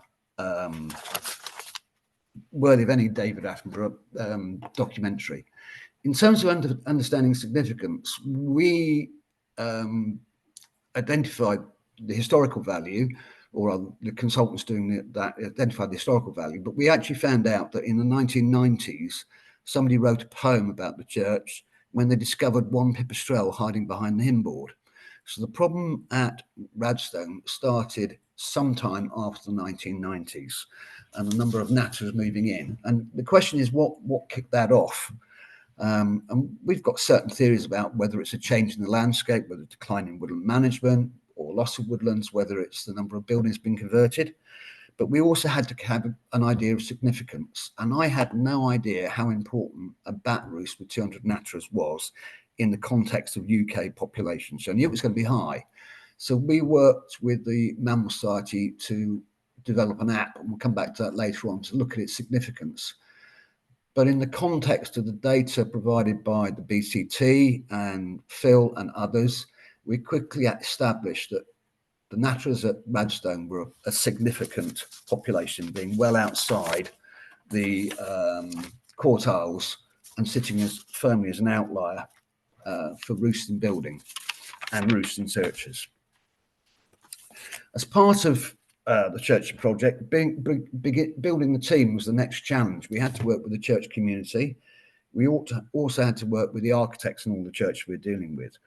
Each had their own agenda. Each looked at the space differently. And we were very much looked at as a way of finding or giving back a space from nature back to people. And I was slightly conflicted with that myself. But a process of community engagement started where we had to develop mutual respect and understanding of each other's perspectives and how we valued the building. And once we established that consensus, we could begin to start the next challenge, which is identifying solutions. But before doing so, we had to face up to certain understandings. Ecologists have their own language, their own acronyms. So do architects. The church process, the DAC process, the achieving faculty, has its own language. And it's the same with the bureaucratic process of getting faculty or getting protected species license. And you have to break down an understanding of that language. I'm not going to go into it, but at times it felt positively medieval. Before coming up with solutions, we also spent a little time learning about what had happened before. Had people worked on churches? And there were a few cases. At Willington, people had put up trays to catch the bat droppings. But I was talking to a friend of mine, Henry Schofield, who talked about a site the VWT had taken over called Llangefni Church in Wales, which was a lesser horseshoe roost. And they had a problem there, and their solution was quite innovative. Because it was a listed building, they couldn't affect the building structure. So what they actually did was built a frame that sat on top of the wall and created an artificial ceiling. By doing so, they didn't therefore need, at the time, any kind of listed building consent. And they were able to separate the space between the bats and the people during the period when they use it. And that was quite an innovative solution. It made me start thinking about how we look at space and how we use space. And we started to think about ideas like putting up temporary barriers, extending that across the whole of the nave or the chancel. And we looked, I mean, it's the time of lockdown, you've got to remember, and a number of tent warnings that went up outside pubs so people could sit outside. It made me start thinking about whether we could use a sail. And I started talking to some friends at English Heritage, and apparently they use the same technique. In the bottom middle left, they use the same technique of constructing a sail in a Mortello tower to preserve the architectural features, but also make the room usable. So we developed some ideas, some new and innovative ideas, I hope, that have been adopted. We also looked at how we might use space. And there's certain spaces in the church that aren't used by people at all. The church tower, for instance, unless the bells are rung. In the case of Radstone, the bells hadn't been rung for years, and they never will be unless they do major restoration. So we looked at how we could use the bell tower, which had been used by bats, but not the same number of bats as in the main body of the church. And so we came up with ideas how it might board up the windows and allow bats to access that structure, but also control the temperatures, the wind blowing through it, and stabilize the environment. In considering all these ideas, we then came up with a list of projects that we could do, that we could present to the church community, working with the architect, and let them choose from, if you like, a menu. And it started with the cheapest selection on the table, which is a deep clean of the church by conservation contractors. In fact, I think we did the first clean of the church, and it worked its way up through doing simple boxing in of eaves in the triangles. It's been established use at other sites, sealing up the alternative bat access points along the eaves, enhancing the bell tower, separating the nave space off by using a sail, or working with the architect, creating a new vaulted ceiling in the chancel. The bats were actually accessing the church via the eaves of the chancel, flying through and roosting in the nave above the roof timbers. So if we intersected the eaves, we could actually potentially control how they access the building. So then came the challenge of working up the designs from pen sketches to what we actually did. And the chancel was constructed. Chancel roof was constructed of a scissor-braced ceiling. So all we did was look at putting panels between the scissor bracing that provided space in the eaves for the bats, allowed the bats to crawl up through gaps in the framework into a roof void in the uppermost part of the chancel roof. And I think you can see that in these drawings here. This is the work being carried out. But if you look at it, the bats could access via the eaves. I don't know if you can see my mouse, I hope. They could actually crawl up and get access to the chancel up here. And we also created roost points for the bats in the eaves. And they had the eaves on both sides. So then we started implementing it, but we lost a year through COVID, and that didn't help because it didn't help us with the post-development monitoring. But eventually we made the start, and the eaves the boxing in the chancel has made a tremendous difference to the church already. It's taken what was once a dark and gloomy space to being incredibly light. When the sun comes through, it's changed the whole face of that church. So we got consent and we carried out the works. There were some side wins from the project. We talked about the eco-bat roost. We wanted to know what the size was in relation to the national UK population. So we worked with Fiona Matthews and Charlie at the Mammal Society to develop this new app, which is available to you. And I'd all encourage you to use this. Hopefully this will show up. If you are doing surveys, please enter your data into it, whether it's the smallest roost or the largest roost. The more data goes into it, the better it will be. And it will give you an idea of where your roost sits within the UK bat roosts, whichever species you put in. It's particularly designed for buildings, but I would encourage you all to do that and make effective use of it.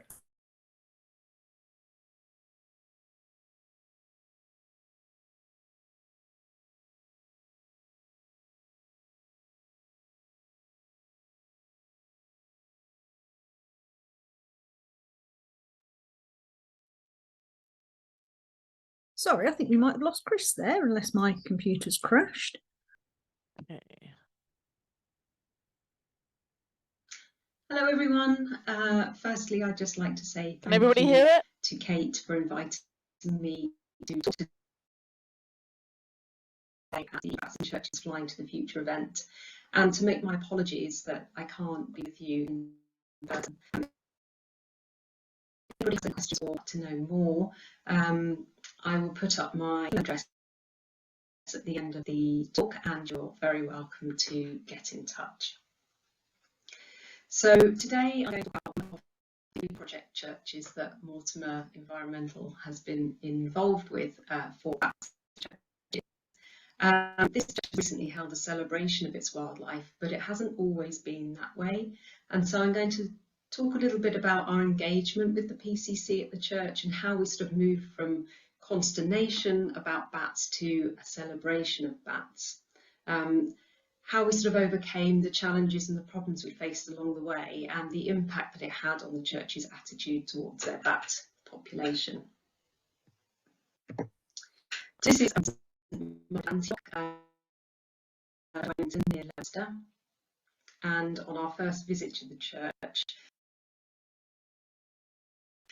we noticed that they had lots of articles pinned up around the church on the negative impact that bats had on churches being forced to close, how people came second to wildlife and so on. So we kind of knew that we might have our work cut out a little bit with this church. Now, Wellington Church, here, I'll just play this video for you here, has a maternity roost of Natterer's bats, up to around 50 bats in the church, and also has common and soprano pipistrelle bats that use the church during the summer and also during the winter as well. The bats cause a very large mess of droppings, switching their roost sites frequently through the summer months, meaning that the whole church is affected. And so here you can see damage to the floor tiles here from urine, lots of droppings here. The church covers its pews with these covers all summer long in order to prevent damage. And it really does cause a lot of distress to the people that use the church, and a really large cleaning burden as well. Now, when we undertook our first surveys at the church, they reported overall a neutral attitude towards the bats, but it became very clear very quickly that many members of the PCC actually had a very negative attitude towards bats. One bat in the church and one bat dropping was too many as far as they were concerned, and so a big challenge with this involvement with this church was managing their expectations, really, trying to get them to understand that we couldn't eradicate the bats or exclude them entirely from the church, but that we would try to put measures in place that would try to help them with the droppings that they saw. And so at the first meeting that we had at the end of our first survey season in 2019, we had a large number of people turn out, around 10 to 12. They were all very engaged, and they all wished to express their views on the bats. We explained what we'd found and what the bats were doing, and then they decided that they wanted to have a vote as to whether or not they were going to stay in the project at all, whether they thought there would be any benefit to it whatsoever, which was a bit of a heart-in-mouth moment for us, really. They did decide that they would continue, but for us, we realised that they weren't particularly interested in the bats or the bat ecology. The only thing they were interested in was getting help with the droppings. And so what did we do? What actually worked? What practical steps did we take to try to turn things around, to try and change their attitude towards the bats and help them with this problem that they had? So as I said, it became clear to us really that they weren't looking for any long-term solutions. They wanted something that was going to help them right now. And so the first thing that we implemented in our bat management plan was some financial support for cleaning. So many of the volunteers, as at lots of churches, are elderly. They don't have a lot of help. They struggle to find new volunteers to help with cleaning. And there were health concerns as well at this church, with one member of the community saying that he'd been advised by his GP that he should no longer be cleaning the church due to the risk to his health of being near the bat droppings.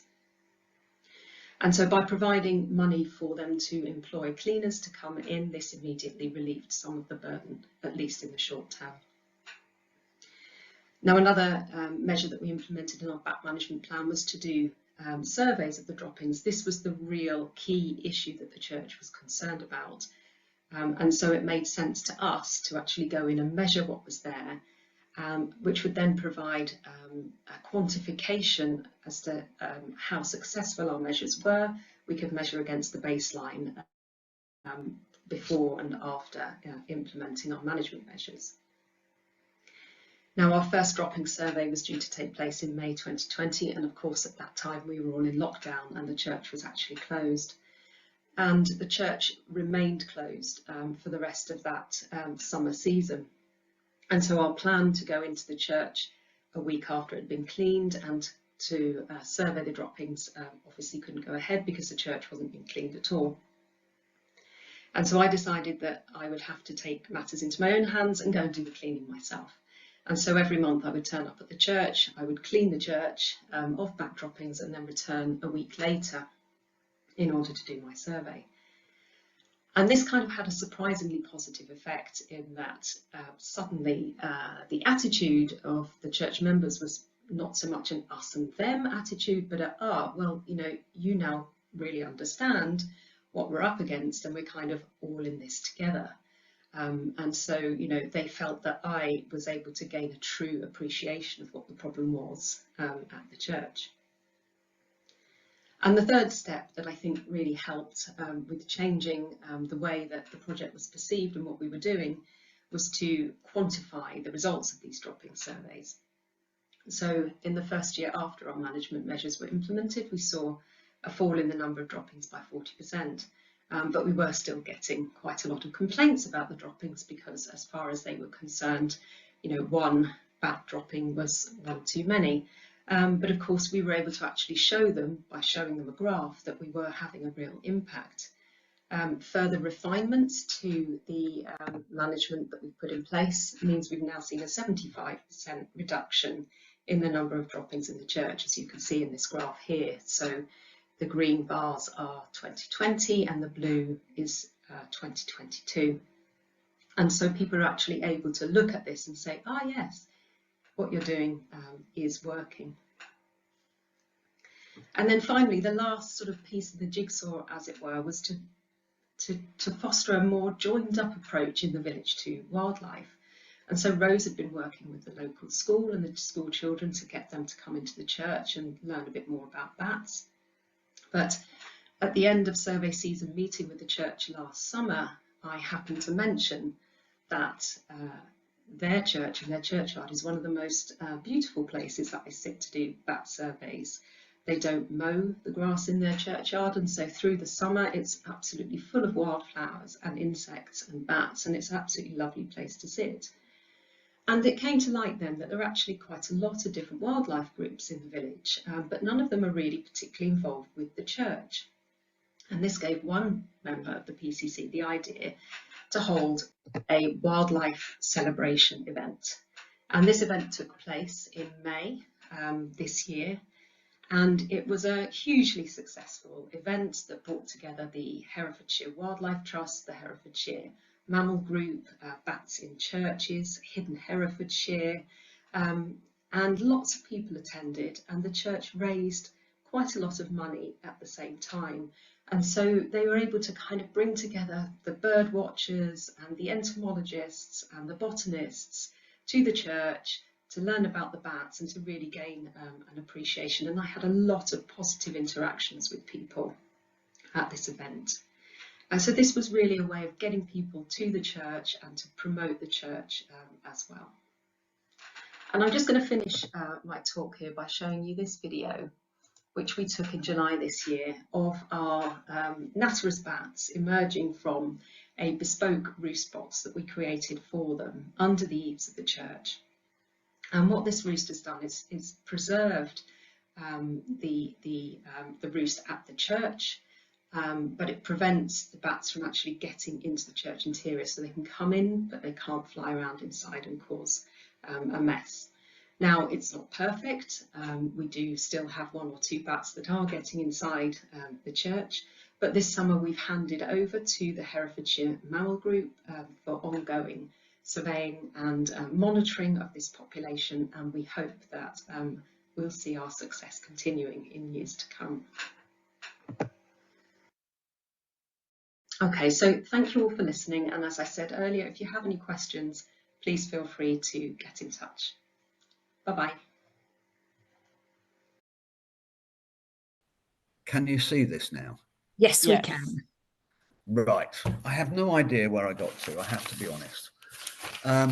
So I think I was talking about bat count. So if everybody can start entering their roost data, no matter how big or small, that would be really good, because the database only works if everybody puts every roost in. If you're just putting the high quality roosts in, it will only assess it as part of everything will be based on high quality, large roosts. So that's bat roosts. We also looked at assessing whether there was any relationship between the natterers, the church we were dealing with natterers, and the landscape quality. And we had churches in Suffolk, Sussex, and Northamptonshire. The Northamptonshire was the least wooded landscape, with Sussex being the most wooded landscape with the smallest population of natterers bats in the church. And we wondered whether there was a relationship between woodland cover. We looked at 5, 10 and 15 kilometres, and we found the only significant, or was very low significance, the only relationship was with arable land, and the bigger the arable land, the bigger the church was, but that was so minor to not be worth looking at. What is interesting is Claire Boothby has done it, but done it on the core sustenance zones, and she has a different result, which I think she's going to publish. So I won't say too much, but it does suggest that there may be a relationship with woodlands. So they're the side projects. As part of the study, bearing in mind we're impacting on a large population of natterers and we had a decline, we were also expected to do some radio tracking to identify what had happened to the bats that we'd lost. And in the first post-intervention year, it looked like about a 75% reduction in numbers. We were very unlucky to have HS2 passing the church. It's within 500 metres. But they did have some historical radio tracking data from 2020. And in looking at that, we found that the natterers were associated with natterers roosts besides the church, were also associated with woodlands to the northwest, to the east and to the south. But to the east, they seem to occupy only a small area in the southern part of the woodland. So we had a bit of good information to do, and we set about radio tracking. In the first year, we radio tagged 4 natterers, which we caught in the churchyard one night in August, and 2 of the bats stayed in the church. They actually used the church tower, and we'll look at the numbers of bats that were in the church tower in a minute. The other 2 bats shot off and used trees in the woodland to the east, but they used the northern element of that woodland where natters hadn't previously been identified as roosting. So we had a relationship with the churchyard, and we had some new tree roosts. And we may be drawing too much of a line between them, saying they are related, but there definitely seemed to be, with a limited foraging activity we did, some relationship between those bats that used the church at Radstone. We followed that up in this year with further surveys, and we found, so we radio tagged 4 bats to the church, and they continued to use the church and the church tower. The other 3, again, used the northern elements of woodlands in the east, but used 2 additional trees during the radio tracking period. It was much closer to the post-maternity period than the previous study, so the numbers we saw emerging may well have included non-volant or non-flying juveniles. But the numbers, if we look at it, in 2019 we had a maximum peak count of 222. In 2020 pre-intervention we had 148 using the chancel access point and roosting in the nave. In 2021, once we'd put the new roof in, we had 111, but that was before we put the roost in. We had 111 bats. So we've seen a fluctuating number between 111 and 222. Then we did the exclusion in September. And the following year, we had a peak count of 26 bats in the church tower. And in 2023, 82 bats used in the church tower. But if we add that in with the numbers of bats we were seeing in the trees, using the trees to the northwest, we begin to see, certainly in 2023, an increasing number of bats.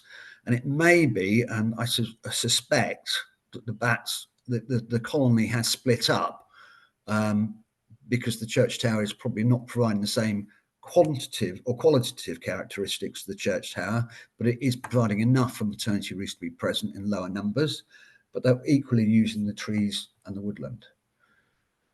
And as an example, I've got 3 videos here.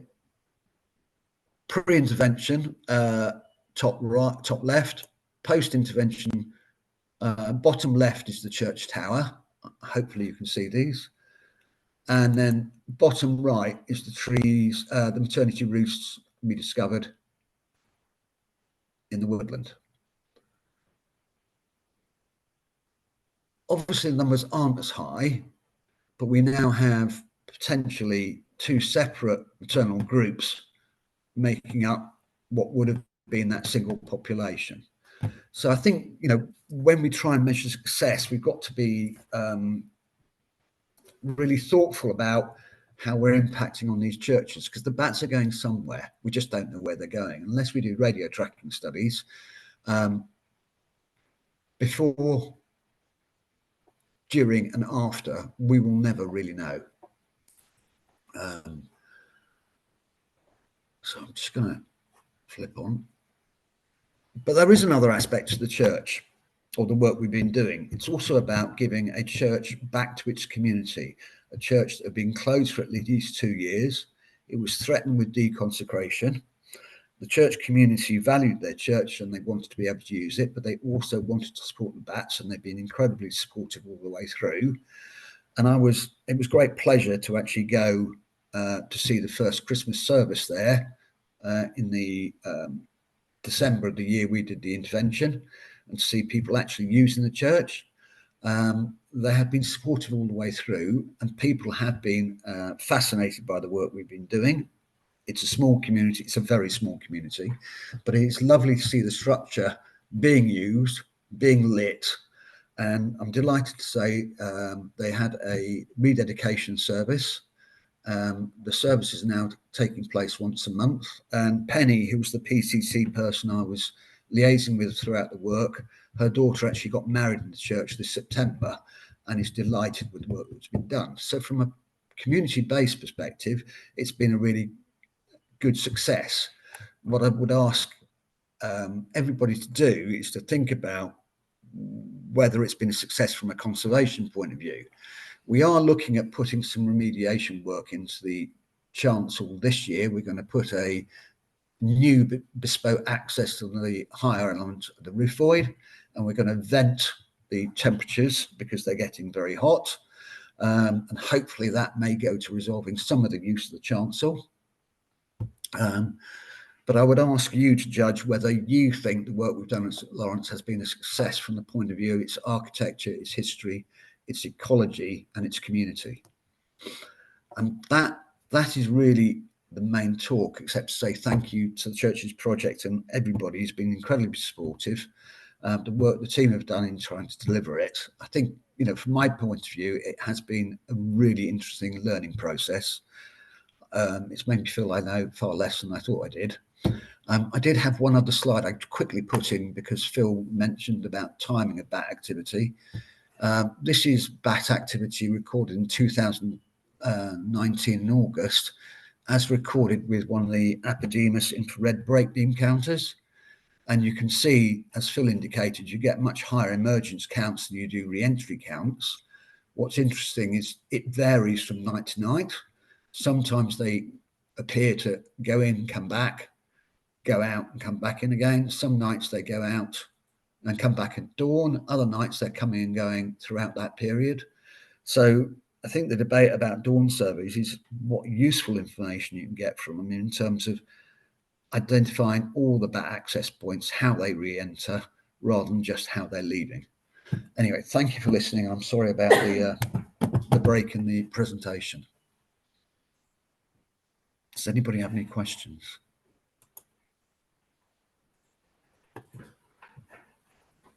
Okay, so it's in a sort of quick summary. Then I'm going to talk about the legacy, really, of the Bats Churches project. Recently we just met up about 70 stakeholders, got together at an end of project conference, and listened to talks as we've listened to today, from different aspects. And yeah, it's not showing the entire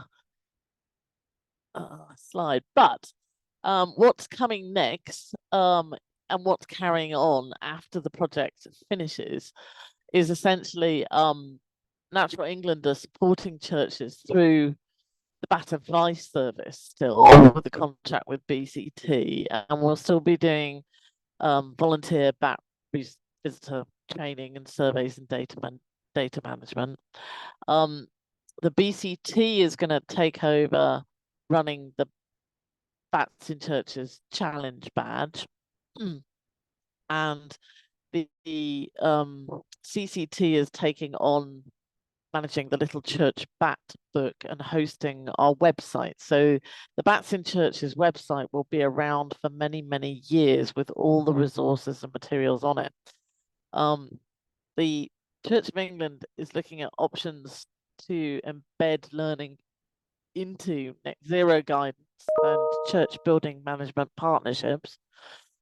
And all of the partners involved in the project have expressed some interest and some action, in fact, in supporting a proposed small grant scheme to assist churches through the partnership. So we've already eyeballed and set aside some funding and are putting together a proposal for the HLF, the Heritage Lottery Fund, that eventually in the interim might create a small mini grant system for churches to get help, like cleaning materials or other items, like a Hoover, you know, to clean up bat poo. But then down the line, there may be the possibility of a larger follow-up project later on. We're still helping churches share their information about their bats through interpretation. And Diana Spencer, who you've heard in the background on this talk, has been involved in doing many of the interpretation boards for the churches. And we have posters about the species of bats in the churches. In some instances, we did a mini survey afterwards and lent out equipment for them to record bats and then identify the species if we didn't know what they were. So we're doling out that kind of information right now. Almost finished, considering the project is wrapping up on the 6th of November. And we have an awful lot of information out there in terms of leaflets and chapters in, for instance, in a building architectural sort of book. And we're hoping to, in fact, translate these pamphlets into Welsh. So there's just an awful lot. I'm just sort of saying, please do go and visit the Bats in Churches website, because there's an awful lot of training material on the website as well about how to survey churches, about faculty, and then a plea from me personally to all of the ecologists who have worked with the project over the period of time that we've been going, is that the Bat Conservation Trust have a webpage that hosts a kind of database for case studies called Roost, and you can upload your mitigation case study in great detail to this site and possibly win an award for it. So we're encouraging everybody who's done mitigation projects to do that. But having said that, all of the case studies have been written up in a format that is easy to read with simple details, and those are all available again on the website. So thank you very much for sitting in and listening today.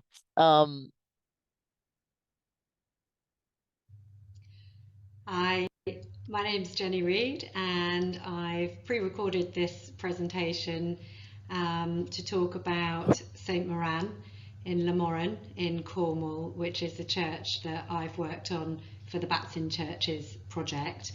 I'm also going to mention Honor Gay, who helped prepare this presentation, or a variation of this presentation, for one of the other conferences as well.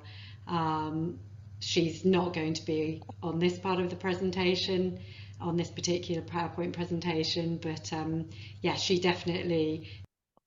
When we carried out our light touch survey. I'm just gonna stop it and start again, in the hope that I can just start without rubbish on the screen. St Moran in Lamorren in Cornwall, which is the church that I've worked on for the Bats in Churches project. I'm also going to mention Honor Gay, who helped prepare this presentation, or a variation of this presentation, for one of the other conferences as well. She's not going to be on this part of the presentation, on this particular PowerPoint presentation, but yeah, she definitely did a lot of work at putting these slides together. So yeah, just want to mention her as well. So during this presentation, I will be doing a very short introduction to the church, talking about the light touch survey results, the results from our nocturnal monitoring surveys, the mitigation that we agreed on, the monitoring, and then the further mitigation that we had to put in place, and then finally the lessons learned. So the Church of St Moran stands in this very picturesque churchyard, which you probably can't really see from this photo. It's in a tiny hamlet of Lamoran, right next to the River Fowl. It's a Grade 2 listed church with a very long history. I think it originally dates from Norman times. There's some history around 1261, and then quite a lot of later work and heavy restorations were done in the 1800s as well. The bell tower unusually is separate from the church, and it stands within the churchyard. It didn't actually form part of the Batson Church's site registration, so the rest of this PowerPoint presentation is really just to do with the church. One of the very old memorials within the church is this slate monument to John Verman, who was the Lord Manor of Lamoran and patron of the living, who died in 1658. So this was a very historical part of the church. When we carried out our light touch surveys right at the beginning of the project, as you can see from the photos that I'm going to be sharing with you, there was an awful lot of evidence of bats within the church. So you can see on this slide, the monument that I've just been talking about was covered in droppings, urine staining. There was a table, this is in the south transept, there was a table in the south transept covered in piles of droppings, urine staining everywhere. Further into the church we have the organ and the pews, and as you can see they were absolutely covered in droppings, in urine staining. I mean, this is years and years worth of damage here that the church was undergoing. There was further damage to the brass fittings and fixtures, and this is the urine staining on the lectern. So although I appreciate it's probably not very clear, this plan shows the results of our nocturnal survey work when we completed our first season. The red the red markers are the external access points, and the green ones are the sort of corresponding internal access points with the associated roost locations. So briefly, to summarise, we had a brown-longed maternity roost in there, and they were flying through gaps under the eaves, mainly on the south transept, but also on the nave where it joined the south transept, and they were coming up underneath the eaves and then behind crawling sort of over the wall plate. And then inside Lamoran there was a lot of Victorian era timber cladding, and there were some very large gaps that they were then crawling through, flying into the interior of the church, flying around the nave and the transepts, and then they were flying up into the apex of the ceiling and squeezing through gaps and roosting up between the timber cladding at the top of the roof below the tiles. It was also clear from our surveys that they were using the south transept seasonally. So at the beginning of the season they were using the south transept a lot, and then later on in the season they were moving over to the north transept and the nave as well. As the maternity period progressed, it was also clear that the pups were coming into the church, roosting inside the church, perching inside, and the adults were going out to feed. And a lot of the droppings and the big accumulations of droppings were actually down to the juveniles that were staying in the church throughout the evening period when the adults were out feeding, and really using it as a nursery. So that was the main source of all of the droppings and the urine. So again, just to acknowledge that this plan is obviously not very clear. I'm very happy to share these with anyone if they want them in the future. Yeah, so obviously when we were thinking about mitigation, our main thoughts were that obviously we wanted to retain space for the brown longids to be able to fly around pre-emergence, and also during this sort of nursery period of the year, so that the juveniles had space to also practice flying and remain safe during the evenings as well. So we wanted to have a solution that allowed the space for that to happen, but also safeguarded the interior of the church. We also wanted to be able to create the seasonal use of the church, sort of to allow them to still move around from the south transept to the north transept as the year progressed. So one of the main challenges that we had when we were coming up with the mitigation was that there were so many gaps in the timber cladding inside the church that even if we were to mostly be able to seal off an area in each transept where they were mostly roosting, and that was going to be big enough for them to use as a roost, we had no way, we thought at that point, of then stopping them still getting in to all sorts of other places via the other gaps in the nave. So we originally had the idea that we would close off the ceilings in the transepts, creating some really large roost spaces that meant that from the inside you couldn't really see that there was a false ceiling, but it was big enough for the bats to be able to fly around in each transept. And then we wanted to also clad the underside of the nave as well, so that the bats couldn't get in the numerous multiple holes that were still there.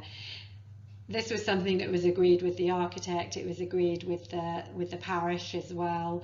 For other various reasons, it wasn't agreed by all of the consultees.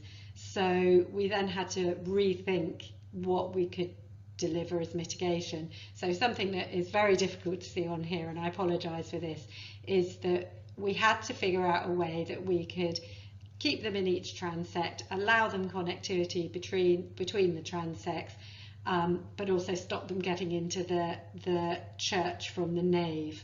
So we decided that we would block in the ceilings, we'd put in false ceilings in each transept. I'll show you some more pictures in a bit that will make this a bit clearer. And we would create a crawlway between the two transepts over the nave, and we would then have to take the roof off the nave, because we weren't able to come at it from below inside the church. We had to take the roof off, and we had to clad from the outside, so underneath the tiles, and on the back of the timber cladding, and then put the roof back on. So I'm just going to move on to the next slides that will hopefully illustrate that a little bit more clearly. So in this slide, you can see that on the photo on the left-hand side, the roof is being stripped off. And what you can see there are the original battens, and then below that is the back of the timber cladding, the original Victorian timber cladding. On the right hand side, we've taken all of the battens off. We've then put chipboard underneath the trusses and fixed that over the top of the back of the Victorian timber shiplap. We replaced the valleys and replaced all the battens, and then the roof tiles are going back on, the roof slates are going back on. So this is probably a much clearer picture of what was on the right hand side of the previous slide. So you can see on the left hand side we removed any rotten timbers that were in the valley. You can see much more clearly on this one where we have put the chipboard behind the shiplap, the Victorian cladding. And we were also able, above the nave, because inside the church the roof was configured as a sort of triangle with a flat top, and so above that there was a space, a void, and we were able to retain that as well for brown long-eared above the nave as well. So they had each transept, they had a sort of purpose-built space, and then above the nave, and it was also above the nave that we put this sort of crawlway between the south and the north transept to allow space for them to go between the two. So this is a view of the south transept, and the photo on the right is of the transept ceiling before we put the false ceiling in. So there's some scaffolding there. There's one of the contractors on top of the scaffolding, and you can see the timber just above his head, which on the right hand photo is where the false ceiling has been put in. So there was a very large void above this false ceiling, and it was designed by Robert Shaw, the architect, to really to look very beautiful actually in the church, so that when you came in, once the false ceiling was in, it was really very difficult to think or imagine that it hadn't always been there. We did the same in the north transept as well, and you can see just at the bottom of that picture on the right hand side the monument as well, all nice and cleaned and restored. So those roosts, those purpose-built roosts, worked really well. So these are some photos inside the transept roosts. So you can see there's a few different photos here, but you can see the space inside. In the background of the top right, I'm crouching down looking at one of the access points, so you can really sort of get an idea of the height there.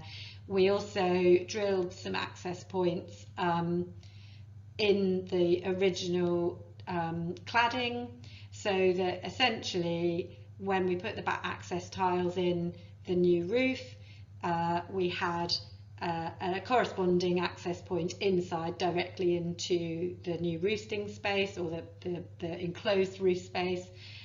We put little sort of platforms between the tiles and the bat access slate and the timber cladding, so that they could crawl across, and they were also able to still access the eaves from the outside and crawl up to the hole that you can see that we cut in. It was probably about a foot or so that they had to climb up before they came to this hole and were able to theoretically get back into the roosting space that they were used to getting into in the south and north transept.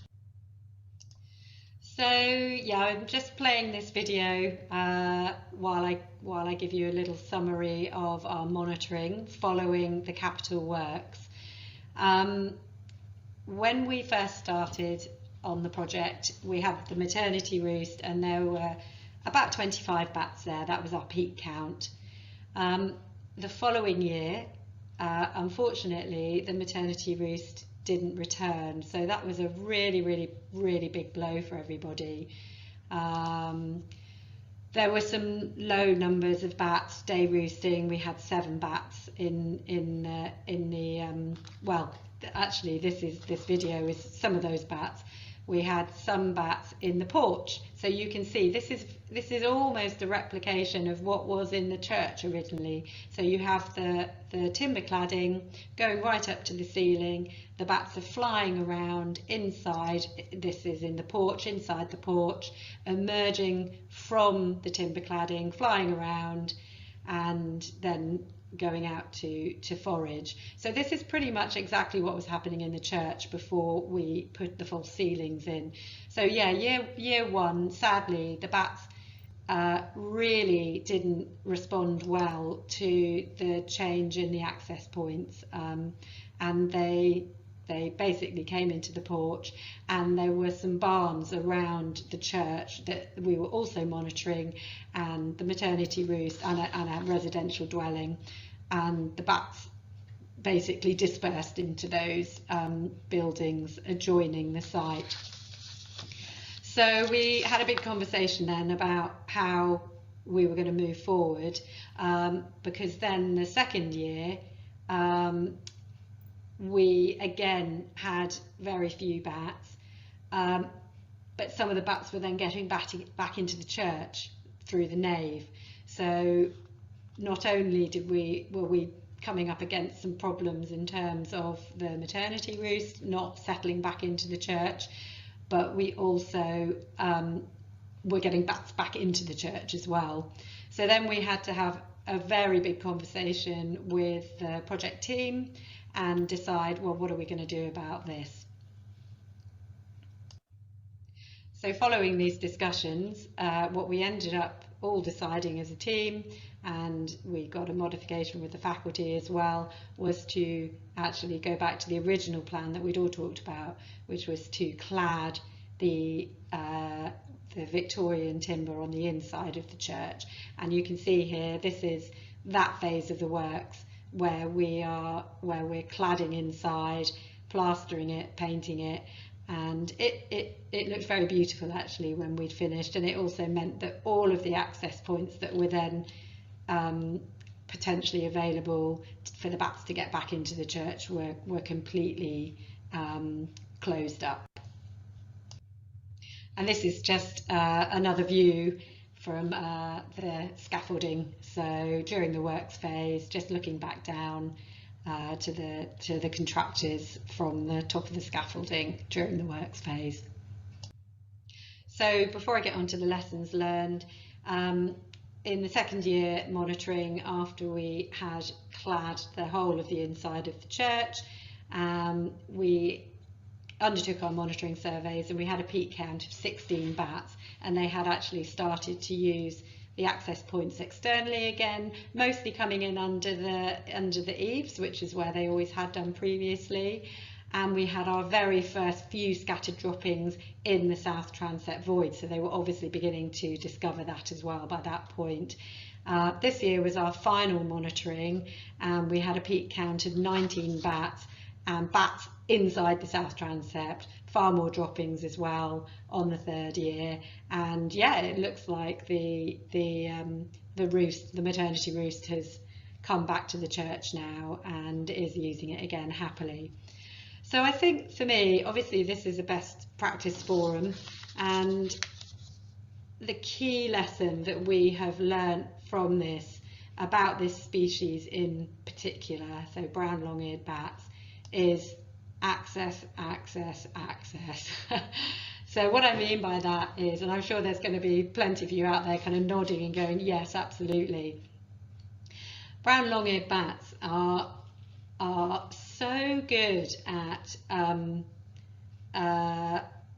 responding to mitigation, I have found during my career as a bat ecologist. So what I mean by that is, on all of the projects that I've worked on, residential dwellings, where you're doing roofing works and you're basically replacing like for like, you can literally have a brown long-eared bat, you know, sitting under a tile throughout the works phase, refusing to move. I mean, I had that on one project where we took a whole roof off under license, and we had one piece of felt over the top of one brown long-eared bat, and we were thinking, right, it will be gone tomorrow, for sure it will be gone tomorrow. We came back the next morning and it was still there. It had obviously gone off and foraged and come back again and been like, no, I'm not moving.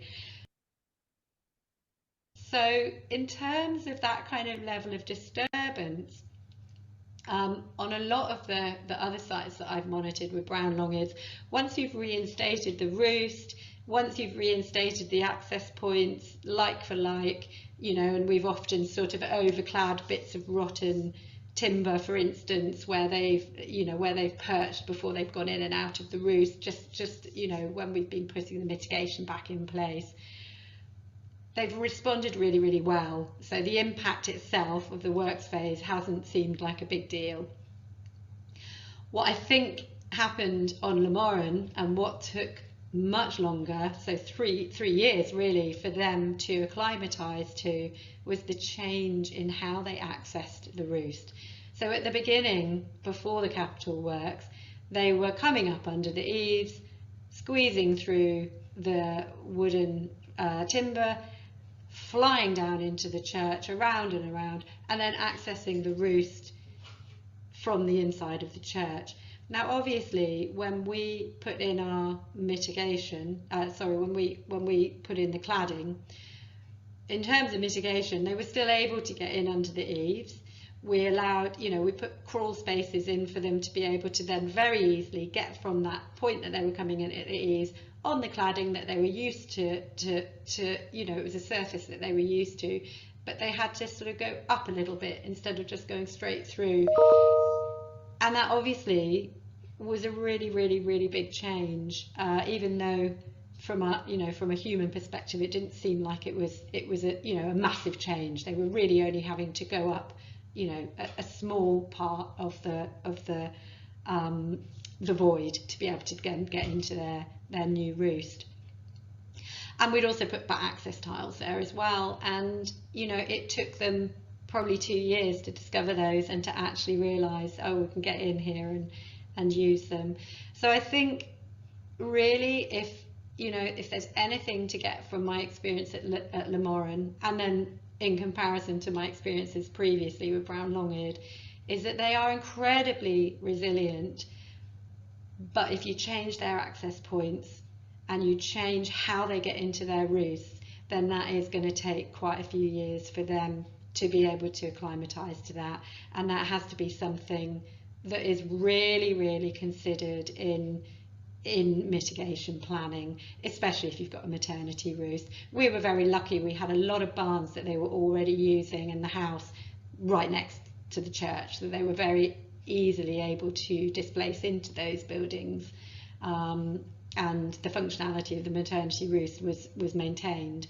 And it's really fantastic that they're now coming back to the church. I mean, we're so overjoyed that this has happened just as the project's closing. It feels finally like there is a success there, but it was really, really stressful for everybody for a few years. You know, we were all devastated that the bats, you know, didn't seem to be able to acclimatise to the mitigation. So yeah, lessons learned were access, and yeah, I hope that's been really helpful. And yeah, please do get in contact if you've got any questions, and I'd love to hear from anyone else who's had any similar experiences as well. And I hope you enjoy the rest of the day today. All right, thank you, bye.